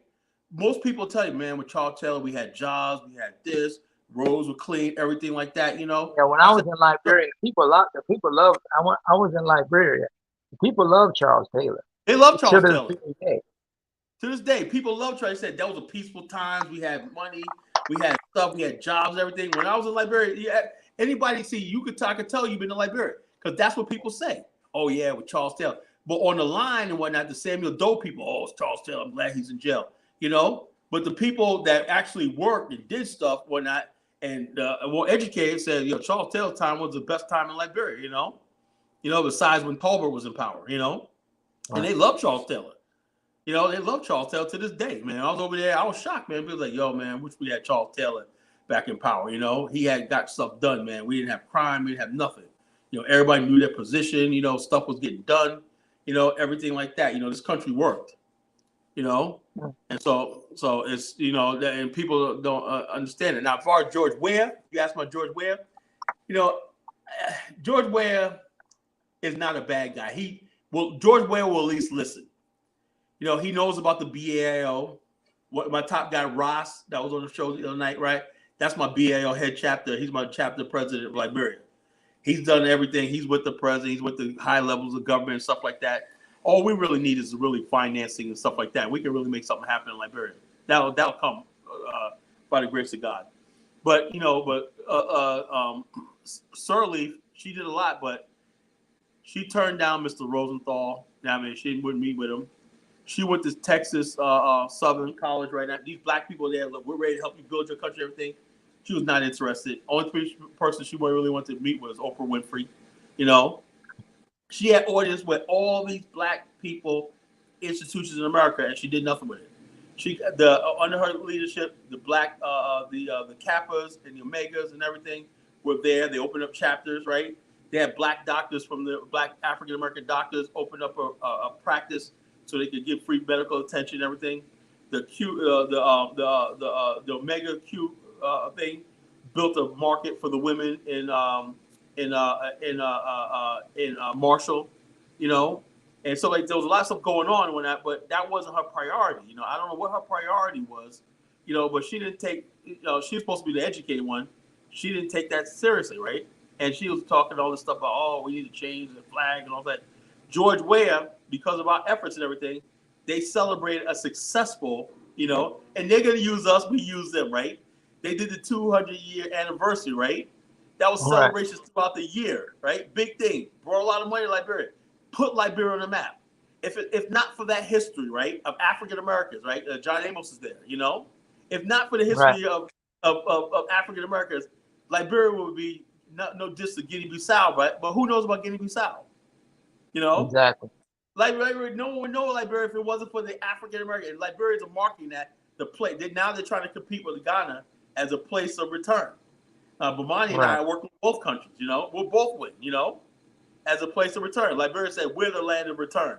It went from hating the black people that came from America to we're the number one land of return. We're the Pan-Africans. This is where African Americans and diasporans and Caribbeans came to settle and whatnot, not Ghana. So everything's working out in our favor. And I thank George Weah for kicking that off because he knows they're only going to benefit, Liberians are only going to benefit from the increased exposure to the world, right? Liberia is more known than any other country in Africa for the most part. Yeah. Okay, well, that's it. Thanks a lot. Keep doing what you're doing. All right, brother. Hey, yo, Chris, if you could upload some videos and photos on the Ning site, we'd be happy for you. We'd be happy, you know. Upload some I'm stuff. gonna get it together. Download the app, man. Every time you go to the app, you just open the app and just upload pictures, man. We want to see what's going on. Download the app. Huh? Yeah, download the app. I need to download the app. Download the app is BAIO Global Pipeline, you know, on your app store. Okay. BAIO Global Pipeline, you know, 3 words. BAIO and Global Pipeline app store on your app store. You know, and then basically it's like on Facebook, you know. Okay. You know? Got it. All right. Thanks a lot. Appreciate it. Thanks for the build. Bye-bye. That's what we're talking about, brother. Like you said, man, the truth is out there. You know, and the more we keep doing these shows. Now, my brother Amaru says Kala Genesis isn't a race, though. Yeah, African American is an ethnicity with a history. People want to deny that. African American is a history. You know, that's a history. The African American identity is older than some of the African tribes, you know? You know, the Zulus are only like 200 years old. African Americans are like 40 years old. You know, some of the tribes and groups in Liberia didn't become tribes and whatnot until the last 200 years. African Americans are a well-documented ethnicity, you know, with an almanac of achievement, success. African Americans are the only group of black people with their own encyclopedia of achievements, well-documented history. Why are we going to freaking throw that away, you know, and say, I'm not, you know, and Diane Records like he's an African, right? But what is an African, right? You know, Charlize Theron calls herself an African, you know. Elon Musk calls himself an African. What the hell does that mean? You know, when you say African American, you're embracing the black roots of the transatlantic slave trade. That's who you are. You know, it's not enough to say I'm an African, you know. You gotta embrace who you are, like Brother Chris was saying. A lot of times that's escapism. Oh, I'm an African, because you don't want to deal with who you are in America. And you always take you with you. People say, I want to move to another state to get a fresh start. They go to that same state, what happens, Bomani? They go through the same fucking thing.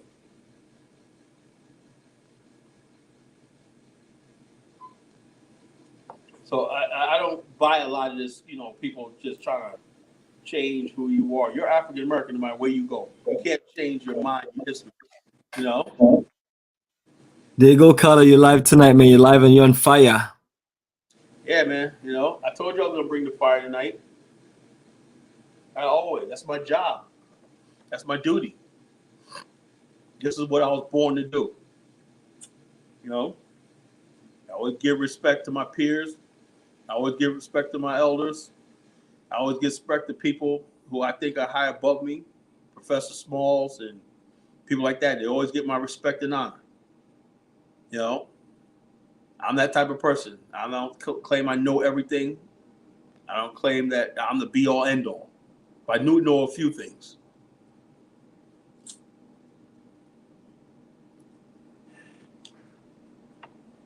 Yeah, Chris is on fire. I didn't know he went to Liberia, man. You know? Oh, yes, man. That was beautiful. He's somebody I could use in Liberia, really, to tell you the truth. You know, I could use him in Liberia, you know? Really could.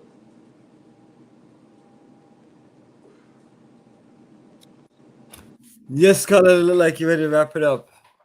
Yeah, unless nobody else gonna call in. You know? Nobody else called in. We were on 3 hours, man. That's pretty good. Yes, brother. Appreciate the energy. And yes, family, the number, the information is scrolling down there. You can reach out and we'll take you on those ventures and reconnection and business connections.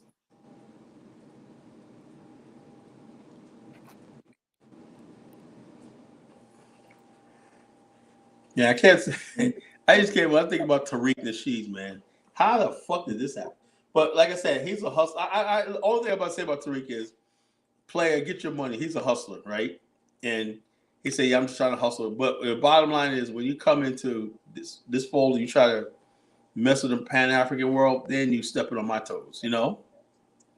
I don't care about his fucking museum, man. You know, build 10 museums. People are dumb enough to give you money. Go right the hell ahead.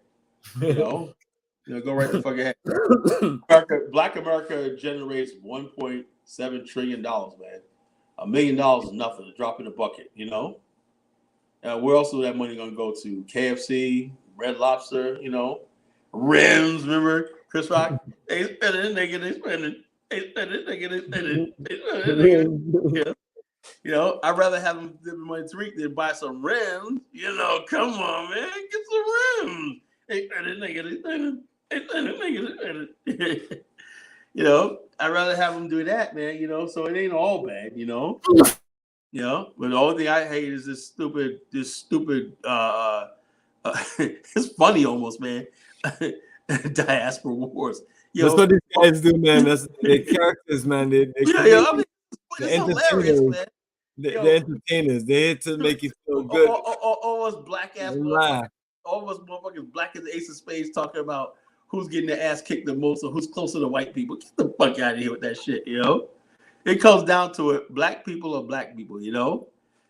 Black people are black people. It is like that. That's what when you realize black people, black is black, you'll have a peace with it, you know? So what about the argument that they might get some reparations? Yes, so I don't give a damn about some Jamaicans and Haitians getting a reparations check, you know? I know it's not coming. But if they get some money, who the hell cares, you know? We're entitled to this and whatnot. You just want to be a special Negro to white people, you know? You want white people to pat you on the head and say, you're not going to be replaced, boy, you know? It's like you have a dog, right? And you bring a new puppy in, right? That dog start getting jealous, right? Because he think that new puppy's going to take his place and shit, you know? And so you like a dog and whatnot. You think that new dog, the new puppy's going to get a bigger bone than you and whatnot, you know? Bunch of dumb niggas, man. Those FBA people are a disgrace, you know? You're a disgrace, you know? You are a damn disgrace, niggas. You know, disgrace, nigga. Come on, Ruckus on. You're muted, boy. Got a perfect comment for you right there. Right. She's just keeping the movement going as a way to government. What movement going? You know? You almost make me choke. God.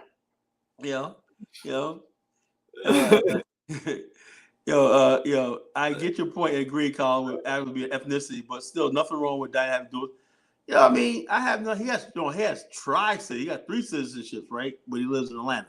You know, he has a citizenship in Niger, Sierra Leone, you know, in the USA, you know. The fuck is citizenship doing, right? You know, like I said, let's fuck with Liberia. Liberia, you don't need a damn citizenship. Let's break that down, Diane. What did the girl tell you the other day? Says a country, You can get wherever you want to get in Liberia, right? Just being Black American. Nobody gives a goddamn about no damn citizenship, you know? Kala Africa is a race, though. It's not a race, it's an ethnicity, you know? It's an ethnicity. Just like when Africans or Caribbeans come to America and they're kids, they become African Americanized. You know, you got people like, look, let me give you an example. Left Eye, well, she's from Honduras, right? But she was a typical ghetto chick from America, you know? Yeah. Can tell a Yeah. difference, right? You know, Busta Rhymes, you know? They don't have a culture. I don't know what Diane's talking about. We gotta pray for that brother, man. Let's pray for him right now. Bow your head, brother. And close your eyes, brother. Lord Jesus, Lord, we would like to pray for our brother Dinas Demir. You know, he's completely lost it. We hope you come down and deliver that brother, you know, and save him from himself. We ask all this in your name, Jesus' name. Amen. You know, I don't know, man. Bottom line is people, that's what happens when you don't have a Black consciousness. You know, Black consciousness is our culture. You know, can I say it again? Black consciousness and dealing with the fucking white man is our culture. You know, knowing how to deal with the white man is Black culture. You know, surviving 400 years in America and the white supremacy and duress, that's our culture. No other group of Black people has endured what we endured. That's who we are. And we still came up on top, survived. The number one Black race, Black group of people on the planet. You know, that's a culture. You know, African Americans don't have a culture. Black consciousness, you know. Pan-Africanism comes from Black African Americans. You know, Black consciousness comes from Black America, you know. That's the same comment right there. You know what I'm saying? I think Africa staying strong is important as Africa being strong. Yeah. It's not about just citizenship. We need infrastructure. We need land. We need to open up black banks and financing on the continent. We really need infrastructure, you know. Hard infrastructure and soft infrastructure. Soft infrastructure is your banking institutions, your medical institutions, your learning institutions. We need to build that on the African continent. You know, we need to build our own seaports and stuff like that. You know, we need infrastructure. We need Africans to partner with that. You know, we sit here in America. You got African Americans in Baltimore, a seaport city, Newport News. You know, and Port of Elizabeth, and everything. These are major shipping hubs. Portland, Oregon, all these other places, and everything. We have to start building trade associations with. I think Sister City projects couldn't help say, okay, Africa could be a major trading route in the world, right? Because all the world's getting hot because of the wars in the Mediterranean, the Middle East, and everything. Africa could be an alternative route. So therefore, that could create millions of jobs and opportunity if people are having the right conversation. If people with all these YouTube platforms will start talking the talking points of the Kala Genesis and Bomani and whatnot, we get somewhere because people look at us, you know, it's a good idea. You know, just like the reparations movement spread by people talking a bunch of nonsense, everybody's on board. If we start talking about land infrastructure, nationhood, and people start galvanizing, it's all about what you want. Black people, for the most part, don't want to build anything, right? So we want the easy way out, a reparations check. What if Black people were on fire marching for land infrastructure, nationhood, you know, and building a global pipeline? Imagine where we'd be. You know, where we'd be. It's all about what you want. You know, it's all about what you want. If Black people really wanted nationhood and land different, is this your recognize need for Pan-African, largest indigenous language? You know, Kiswahili is not. It's the largest language spoken in East Africa. You know, you forget about South Africa, you forget about Botswana, you forget about Namibia, you forget about Angola, you forget about the DR Congo, which is French. You know, Zambia. Mozambique and everything like that. So it's not widely spread, you know. That's just language. Talk about language is window dressing. We need a universal goddamn infrastructure, you know. We need railways and goddamn power plants and shit. Well, let's talk about that, you know. Hey, but I sent you this thing, right? You know, about I know it was like a propaganda piece in front, but it was about this new invention that says that basically it's going to make the power grid elite. It's electricity producing thing, you know. And say, yeah, it can power your house for 24 hours, whatever, like that, you know. I'm like, yo, that's a why don't we start talking about alternative energy? Every African Black person should have goddamn electricity, you know. We should have internet. We should have running water. There you go. Great for next topic. We should have infrastructure. Infrastructure should be an entitlement. If you're not talking about that, don't talk about no goddamn language. We're speaking Kiswahili, and we're still freaking, like he said, you might turn on your sink and poop might pop up in your sink and whatnot. That's reality. Because you don't have proper sanitation and everything like that. Let's build infrastructure. You know, and worry about language on another freaking time. Let the future generate 1,000 years from now worry about that shit. You know? I want men to start talking about men. Men sit around talking about women. What language do you think? Well, how we should dress. You know, I think that's feminine shit. Men want to build, you know? Kiswahili is part Arab. Yeah, Kiswahili is Arab. You know, people don't know the history. You know, a lot of Swahili, we were adopted and everything, but a lot of the stuff you see on the coast of East Africa, that's Arab. That's Arab conquest and everything, you know? It's not indigenous Africa. That architecture and stuff like that, you know, we claim it as ours and whatnot. Those people are mixed race people and Arab part thing. And then also in the coast of Lamu, the Chinese, that would be great for a movie, you know? The Chinese settled there like 600 years ago, you know? The descendants still there. Chinese traded on the coast too. So you got Kiswahili as a part of Chinese, has Chinese in it. It has Arabic in it. It has Hindu. It has all these different languages and everything. And it has Bantu languages. So it's not an indigenous African language, right? It was a language to dominate the Swahili. The Swahilis dominate the coast because of language and the Arab, the Muslim, and the Islamic religion. And it's that culture of seeing Africans as inferior is still in the Swahili culture. You know? Because the Kala Genesis has been studying this for decades. You can't put nothing over on me. You can't put It's nothing about time when them get on and come on, family, get on and talk to Kala live and direct.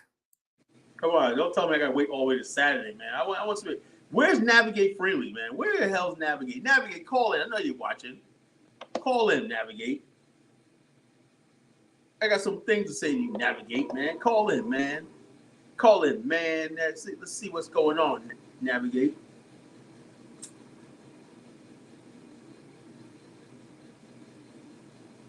Navigate Freely. I know you're listening. I know you're out there, Navigate. Hit the dial, Navigate. Call in, Navigate.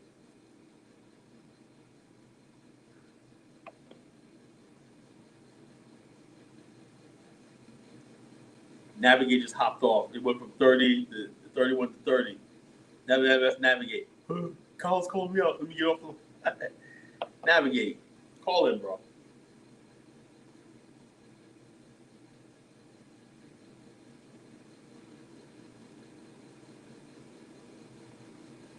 These are the type of shows we need.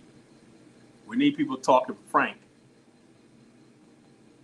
That brother Chris, I hope he gets his own YouTube. He needs his own YouTube channel. You know? Talking about the reality. Talking about going to Africa, doing your own thing. It's like I said, it's pride. I know it. He confirmed what I've been thinking about for years. He basically confirmed what I've been knowing for years, but never really had a confirmation. He said a lot of people are just embarrassed, man. They got their pride. You go down there and fail and everything like that. They're living. That's why you don't see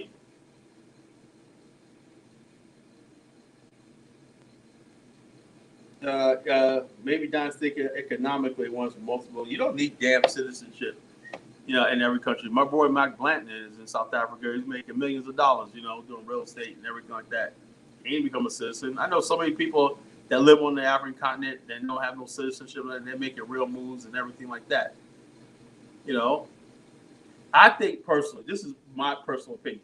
Now, if you're ready to say, I'm ready to become a citizen of the Republic of Ghana, right?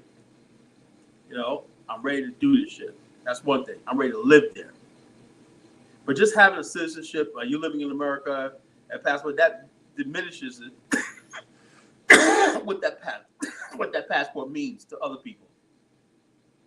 For example, if you live in a country, right, and you have a passport, right, I'm just coming in, you're just coming in every couple of times a year, and you're telling yourself that you're on the same level, have the same rights as somebody who Sierra Leone, Ghana, each country, is that their reality? I don't think that's right. That's their reality. that woman on the street corner hawking goods and everything, that's a reality. She's probably gonna die in that. You can anytime get on a plane and go back, and then come back and play. Oh, I'm a citizen. I'm a citizen of this republic. I'm a citizen of the republic. All this freaking vanity, this stupid surface glossing stuff that's typical of the American Negro. Me, I respect Liberia. Because I respect Liberia, and also, hopefully, I'm going to have a diplomatic. They're going to give me a diplomatic visa to come over this time. You know, I accept that. You know, but I never want to get a Liberian passport, right? Because my Liberian people, right, that's living there, working hard to make that republic thing. You know what I'm saying? I don't want to say I'm on your level. I'm saying Liberia is my homeland. They recognize that. As an African American, I have a privilege. I already have a privilege as an African American in Liberia. But I can't vote, and I'm not a citizen. So that makes us equal. I have this tremendous privilege as an African American, anywhere in Africa. So I want to respect the local people, respect their culture, respect their flag, respect their institutions and everything like that, you know? I'm coming as a brother. You know, because I'm black, I got a black consciousness, I don't need a damn citizenship, you know? I'm black. I'm a black African, right? Any country I go to, I'm technically part of that country. So I don't need a piece of paper telling me, oh, I'm a citizenship, man. Leave that bourgeois shit out, that bougie shit out of here. Now, if you're going to live on a continent, a citizenship, you say, this is where I want to live and everything like that, yeah, get yourself a citizenship because it'll make life easy for you. But if you're not trying to live there, what do you need a citizenship for? That's just my opinion. I could be wrong. That's why the brother's asking this question, you know, with clarity. Yeah, that's all I was responding to. He said maybe I think economically you want citizens in certain countries require you to be citizens on land. Yeah, I mean, so yeah, that part right there. Citizenship. Yeah, some people require citizens on land. Okay, but a lot of them don't. Rwanda don't require you to own land. Liberia don't. You know, Angola doesn't. You know, Angola got land for you. Angola 3 times the size of Nigeria. They got more land. They know what to do with. Zambia, they got more land. They know what to do with. You know, you don't have to. You pick a country that you don't have to be a citizen on land. You can open a business and modernize. South Africa, you can own property. You don't have to be a citizen. Same thing with Namibia, Botswana. You know, don't get into these people like these divisive stuff. If you got white people who live in Africa for decades, never become citizens, and they get rich. Same thing with the Lebanese, everybody else. Now, if you say this is where I want to live, I want to pledge my allegiance to this republic. I believe in the idea of pledge allegiance. See, in America, this is what's happening in America right now. It's all part of this globalist stuff I don't like. You got people coming over here to America. They have no allegiance to America. They don't want to know the history, none of that. All they want to know is like this. They don't respect America. They don't respect the flag. They don't respect nothing about this country. But it's give me. That's a globalist. Pretty soon, people are going to get tired of you. For example, let me give you an example. There's this a video I saw on TikTok where this Arab lady, she's in Finland. And she said, oh, I love this country, but there's too many Finnish people. She's a refugee, going to another country, complaining about the country is too Finnish. Just like you got Ukrainians, there's a video going out right now where Ukrainians are not satisfied with living in England. They said there's too many black people, there's too many Muslims. We're like, they have all the smoke for the people. And they said, well, England is a diverse culture. We worked on our multi-racial democracy in England. The Ukrainians like, no, you got to get rid of all these people of color. Their country's bombed to hell. There's refugees, and they want to change things. People want to go to every other country and start changing shit. And that's what's happening all over the world. People now, like in New York City, you got all these immigrants. Mayor Adams is moving them to this detention center, right? They're out there trying to riot because they want to stay in the top of the Hill Hotel on taxpayers' money, eating the filet mignon every night. People have no respect. They just come across the border, give us housing, give us electricity, give us all this shit like that, and you got to pay for it. We're living in a world where no one respects borders anymore. So what's the purpose of building a nation where it has no meaning? I believe a nation should have meaning. It should mean something to be a Liberian citizen. It should really mean something to be a Sierra Leone citizen. It should mean something to be a Nigerian. That's just respect. That's why when I talk to my Angolan people, I say, yeah, man, you guys, best thing you guys can do is build your own state, your own communities over here. But you can still be American or you can be dual citizen or like that. But the bottom line is asking for citizenship on day one, and you have not made no commitment to this country to live here. Now, people aren't gonna let you do that. They'll let you build and everything. You have your own citizenship, and I will give you all the rights and everything like that. But citizenship is reserved for the people to vote and decide who runs that country. Should be something cast me. And if you have a citizen, if you're a citizen, right? What rights do you have? Are you going to vote? Are you going to pay taxes to this country? If you got 3 passports, you should be paying taxes to 3 different countries a year. Send them something. Send each country $1,000 a piece. Say thank you for the citizenship. Are you ready to do that? No, most of you not. You want to talk about the economic benefit, These people, let me tell you something. Africans are starting to get serious about these so-called diasporas making all these promises. Because they thought that there was millions of black people ready to come. The year return has been, there's millions of us ready to return tomorrow to put billions of dollars in the country. So they're thinking like that. So they're not thinking clearly, but they're doing all this stuff like that, like giving people passports. So before this blows up in our face and people get their feelings hurt, let's start thinking a little bit. Start acting like adults. So. Yes, Kala, appreciate you breaking it down. Yeah, Luanda is a beautiful city. It was beautiful back in the 70s. Luanda is a beautiful city. And also Luanda got so much, the Angolan coast got so many abandoned towns and cities. You can go there and build your homes there. You could do what me and Bomani doing all throughout Angola, because there's so many cities and towns that are abandoned that the Portuguese left behind. It's like a modern city, got infrastructure, street lights, and everything all in place, all throughout Angola. And you could go there and whatnot, but everybody can't be crowded into these little tiny countries in West Africa. Angola's a beautiful country, riches, got diamonds, got oil, got everything, Angola basically is even beyond me, I know I influence this a lot, but they're ready to start building these cities like Dubai to bring black people from the diaspora back to Africa. Angola's going to do that on their own. I don't have to do it anymore, but we're going to be a part of it because we want to steer it in the right direction. So all this is happening. So all you haters talk about, the Back to Africa movement. There's big things going on beyond my control. So if you get rid of me and Bomani, it's just still going to happen. If I quit this movement tomorrow, it's still going to go on.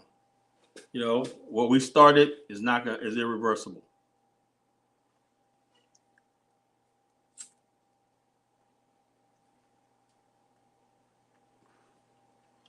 So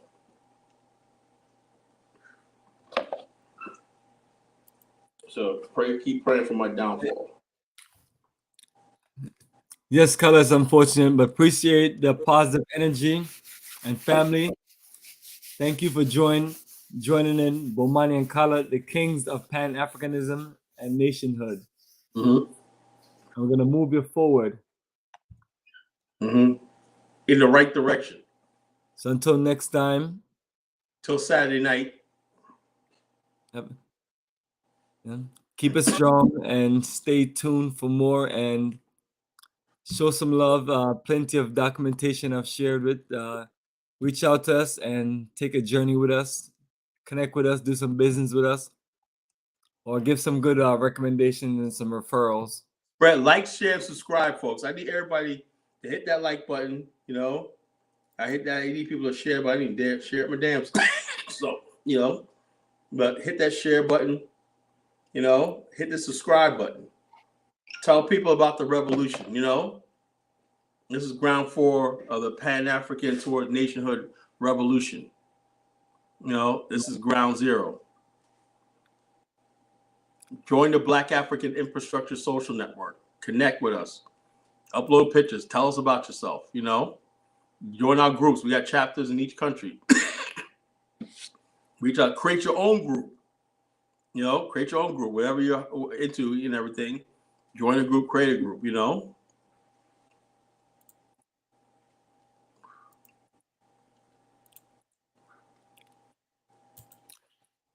Yes, brother Kala, make it stronger, make it stronger. So let me see.